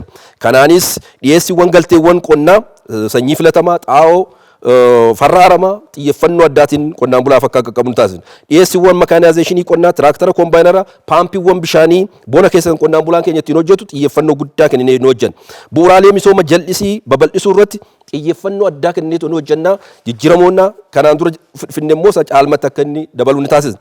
Baadiyyaa fi magaalaan bu'uuraalee misoomaatiin walitti hidhamuu qabu jennee amanna waan ta'eef walitti hidhamiinsa baadiyyaa fi magaalaa xiyyeeffannoo guddaadhaan ni hojjenna. Qonnaan bultoonni fi horsee bultoonni maasii xiqqaa irratti kilaasteraan amma jalqabneetoo jirru bal'inaan akka isaan hojjetan ni taasisna. Kana malees agiroo piroosesingii qonnaan bultoonni gabaa midhaan isaanii yookaan oomisha isaanii gatii gahaatti gurgurachuu akka danda'aniif agiroo piroosesingii qonnaan bultoota keenya biratti akka inni babal'atu ni taasisna. Humni jijjiirama qilleensaa ammallee dandamachuudhaaf hojiiwwan ashaaraa magariisa irratti jalqabneetoo jirru bal'inaan itti fufna. Misooma beeladaa irratti xiyyeeffannoo guddaa kenneetoo hojjenna. Inisheetiiviiwwan kan biraa qonnaan bulaa keenya jijjiiruu danda'an irratti xiyyeeffannoo guddaa kenneetoo hojjenna jechuudha. Kanaaf uummanni keenya badhaadhina filadhaa jechuun barbaada. Badhaadhina filachuun biyya cimtuu taate tokkummaa qabduu fi birmadummaa qabdu uummachuu jechuudha. Badhaadhina filachuun hiyyummaa boodatti hafummaa keessaa bahuu jechuudha. Badhaadhina filachuun badhaadhina gonfachuu jechuudha. Badhaadhina filachuun misooma nageenya dimokiraasii filachuudha. Mallattoon keenya nadoo qamadiiti. Nadoo qamadii filadhaa jechuun barbaada. Nadoon qamadii ida'amuudha. Nadoon qamadii tokkummaadha. Nadoon qamadii humna, nadoon qamadii misooma, nadoon qamadii oomishtummaadha. Uummanni keenya nadoo qamadii filadhaa isiniin jechuun barbaada. Ittaanuudhaan paartii adda bilisummaa Oromooti obbo Lammii Beenyaa itti fufuu dandeessu. Lafti qabeenya waloo dhaloota sadii ta'uusaa akkuma duratti ibsine garuu dhaloonni har'a irra jiru kun mirga lafa har'a irra jiraatu kana irratti oomishuuf irratti horuu waan qabuuf abbaa qabeenyaatii fi qaamota humna qabaniin akka irraan dhiibamneef mirga abbummaa qabeenyummaa isaa ni kennamaaf. Mirga hiree murteeffannaa keessaa tokko mirga qabeenya dafqa ofiitiin kuusan irratti murteessuun birmadummaa dinagdee mirkaneeffachuu waan ta'eef qonnaan bulaan keenya mirga oomisha callaa gaarii argamsiisuu irratti bobba'uu, oomisha gabaa keessatti dorgomaa isaan taasisu filachuu, ijaaramanii dantaa ofii tiksuu fi guutummaa guutuutti mirga isaa of harka galfatu abaawoon ni amana. Oomisha qamadii qofatti rarra'uun qofaan wabii midhaan nyaataa mirkaneessuun waan hin danda'amneef imaammata burjaajessaa akkasii keessaa qonnaan bulaa keenya baasnee oomisha biyyoo, qilleensa, yeroo fi bakka waliin deemu akka filatu ni taasifna. Qonnaan bulaan keenya hanga har'aatti gindiitti rarra'ee bona awwaara ganna dhoqqee keessa boraafatee giixaru. Giixaru kun meeshaa qonnaa isaa ammayyeessuun oomisha isaa saffisiisuuf waadaa ni seenna. Dargaggeessi humna oomisha biyyaa waan ta'eef humna dargaggeessaa keenya gurmeessuu, ogummaan qaruu, hojiitti bobbaasuu fi oomisha biyyaa keessatti qooda guddaa akka isaan fudhatan ni taasifna. Qonnaan bulaan sababa misoomaa lafa isaarraa buqqaafamu qaama misooma sanaa ni taasifama. Abbaan qabeenyaa lafa qonnaan bulaan keenya irratti misoomsuu dhufu hundi qonnaan bulaa keenyaaf sheerii akka kennu irratti hojjenna. Kana hundaa gochuudhaaf immoo yaada nagaa Oromoo yookiin paaksii Oromoo jedhu tarkaanfachiisna. Nagaa Oromoo dhugoomsuun kan danda'amu yoo mootummaan sabboonummaa Oromoo tarkaanfachiisu gadi dhaabbate qofa jennee amanna. Mootummaan sabboonummaa Oromoo tarkaanfachiisus gaaddisa ABO jalatti hundeeffama jennee amanna. Walumaa galatti adda bilisummaa Oromoo filadhaa. Adda bilisummaa Oromoo filachuun nagaa, dimokiraasii, birmadummaa filachuudha. Horooroo filadhaa. Horooroon mallattoo dimokiraasiiti, mallattoo bilisummaati, mallattoo walqixxummaati, mallattoo nagaati, mallattoo mirga hiree murteeffannaati. Mirga hiree murteeffannaa jechuun siyaasa ofii irratti murteeffachuu, dinagdee ofii of harka galfachuu, heera ofii tumachuu, mootummaa ofii barbaadan gadi dhaabbachuu dabalata. Mirga hiree murteeffannaa jechuun waan uummanni Oromoo mirkaneeffachuu barbaadu qaamni biraan dhufee akka hin mirkaneessineef gochuu jechuudha. Mirga hiree murteeffannaa jechuun waan qonnaan bulaan keenya mirkaneeffachuu danda'u qaamni biraan ajajaan asii gadi akka dantaasaa irratti hin feene jechuudha. Horooroo filadhaa, nagaa filadhaa, dimokiraasii, bilisummaa fi birmadummaa filadhaa nagaan ta'a. Galatoomaa warri ABO itti aansuudhaan haqa hawaasummaa Izeemaati obbo Addaamuu Yimaam itti fufuu dandeessu daqiiqaa 3 qabdu. Hayyee kabajamtoota uummata Itoophiyaa maraaf irra deebi'ee baga filannoo marsaa torbaffaatti isin ga'e jenna. yoo izeemaa yookiin haqa hawaasummaa lammiilee Itoophiyaa yoo filattanii walumaa galatti yeroo ammaa gahee qonni diinagdee biyyaa keessatti qabu hanga 2030tti gara parsantii 20tti gad hanqisuudha. Amma gara parsantii 35 hanga 40 qaba. Gahee kana gadi hanqisuudha. Indaastirii deeggartootaaf qonna kan ta'an akka xaa'oo fi sanyii filatoomaa maashinootaaf kan kana fakkaatanii gara parsantii 20 akka qabu goona. Indaastirii qonnaa irratti oomisha agro processing irratti gara parsantii 40 akka qabu goona. Oomisha gara sirna ammayyaatti teknoolojii irratti hundaa'eetti ceesisuu hin ceesifna. Diinagdee walitti madaalawaa ijaarraa. Bu'uura misoomaa akka infraastiraakchara kan akka daandii humna ibsaa fi kan kana fakkaatu hin babal'ifna. Bosonaa fi biqiltuu eegumsa biyyee irratti xiyyeeffannoo guddaa ni goona. Mirga dimokiraasii fi haqa hawaasummaa ni mirkaneessina. Lafa biyya keessa jirtu lafa qonnaa mijaa'uu lafa biqiltuu fi mijaa'uu akkaataa naannoodhaan qoqoonneeti kan qamadii, kan garbuu, kan lafa bunaaf, kan fuduraaf muduraaf jennee qoqoonneeti sana goona. Kanaa jennaan izeemaa filadhaa, mirga hawaasummaa fi wabii nyaataa mirkaneeffadhaa, mallattoon keenya madaalaa. Madaalli hin sobuu, madaalli walqixaa madaalaa. Kanaa jennaan nu filadhaa jennaa baay'ee sin galateeffanna. Madaalli hin sobuu, madaalli hundumaa ummata hunda walqixa madaala. Hiree ummata hundaafuu walqixa madaala. Carraa ummata hundaafuu walqixa carraa walqixa kenna. Itti gaafatummaa walqixa fayyadama walqixa kenna jennaa. Kanaa jennaan nu filannaa jennaa baay'ee sin galateeffanna. Paartileen asitti argamtanii hundi keessanii iyyuu karaa bakka buutota keessanii waan asitti dhiyaatanii filmaata yaadaa keessan waltajjii faanaa paartilee morkattootaatiif keessattuu filannoo marsaa torbaffaa bara kana gaggeeffamu irratti akka isin hirmaattaniif yaada keessan akka qooddaniif bilisaan isin dhiyeesse irratti hirmaachuun waada yaada keessan nu qooddaniif filattoota keessaniif waada yaada filmaataa dhiyeessaniif hunda keessanii iyyuu guddaa galatoomaa isiniin jenna. Kabajamtoota hordoftoota keenya televezyiinii faanaa sagantaa afaan Oromoo irraatii waltajjiin faanaa keessattuu paartileen morkattootaa bara filannoo torbaffaa amma keessatti argamu kana keessatti hirmaatanii yaada filmaataa isaanii irratti dhiyeessanii hordofaa turtanii maturreen guyyaa har'aa immoo qonnaa fi misooma baadiyyaati. Kanaafis paartileen afur asitti argamuudhaan yaada isaanii qoodanii jiru. Paartii bilisummaa fi walqixxummaa bakka bu'uudhaan obbo Ukii Galaashee, paartii badhaadhinaa bakka bu'uudhaan obbo Geetuu Gammachuu, paartii adda bilisummaa Oromoo bakka bu'uudhaan obbo Lammii Beenyaa, akkasumas afuraffaa irratti paartii haqa hawaasummaa Izeema bakka bu'uudhaan obbo Addaamuu Yimaam hirmaatanii yaada filmaataa isaanii daawwattootaa fi namoota isaan filataniif dhiyeessanii jiru. Irra deebiitiin uummata kana kabajanii miidiyaa isin waamii yaada keessan qoodaa ijaarsa sirna dimookiraasii, ce'umsa sirna dimookiraasii biyya keessan irratti hirmaadhaa isiniin jedhee waame irratti argamtanii yaada keessan waan qoodaniif guddaa galatoomaa isiniin jenna. Kabajamtoota hordoftoota keenya waltajjiin faanaa yeroo taanus dhimma biraa qabatee paartilee garaagaraa yaada filmaataa qabanii fi bara filannoo torbaffaa irratti hirmaatanii qabatee kan isinii dhiyaatu ta'a. Yeroo gaarii isiniif haa ta'u.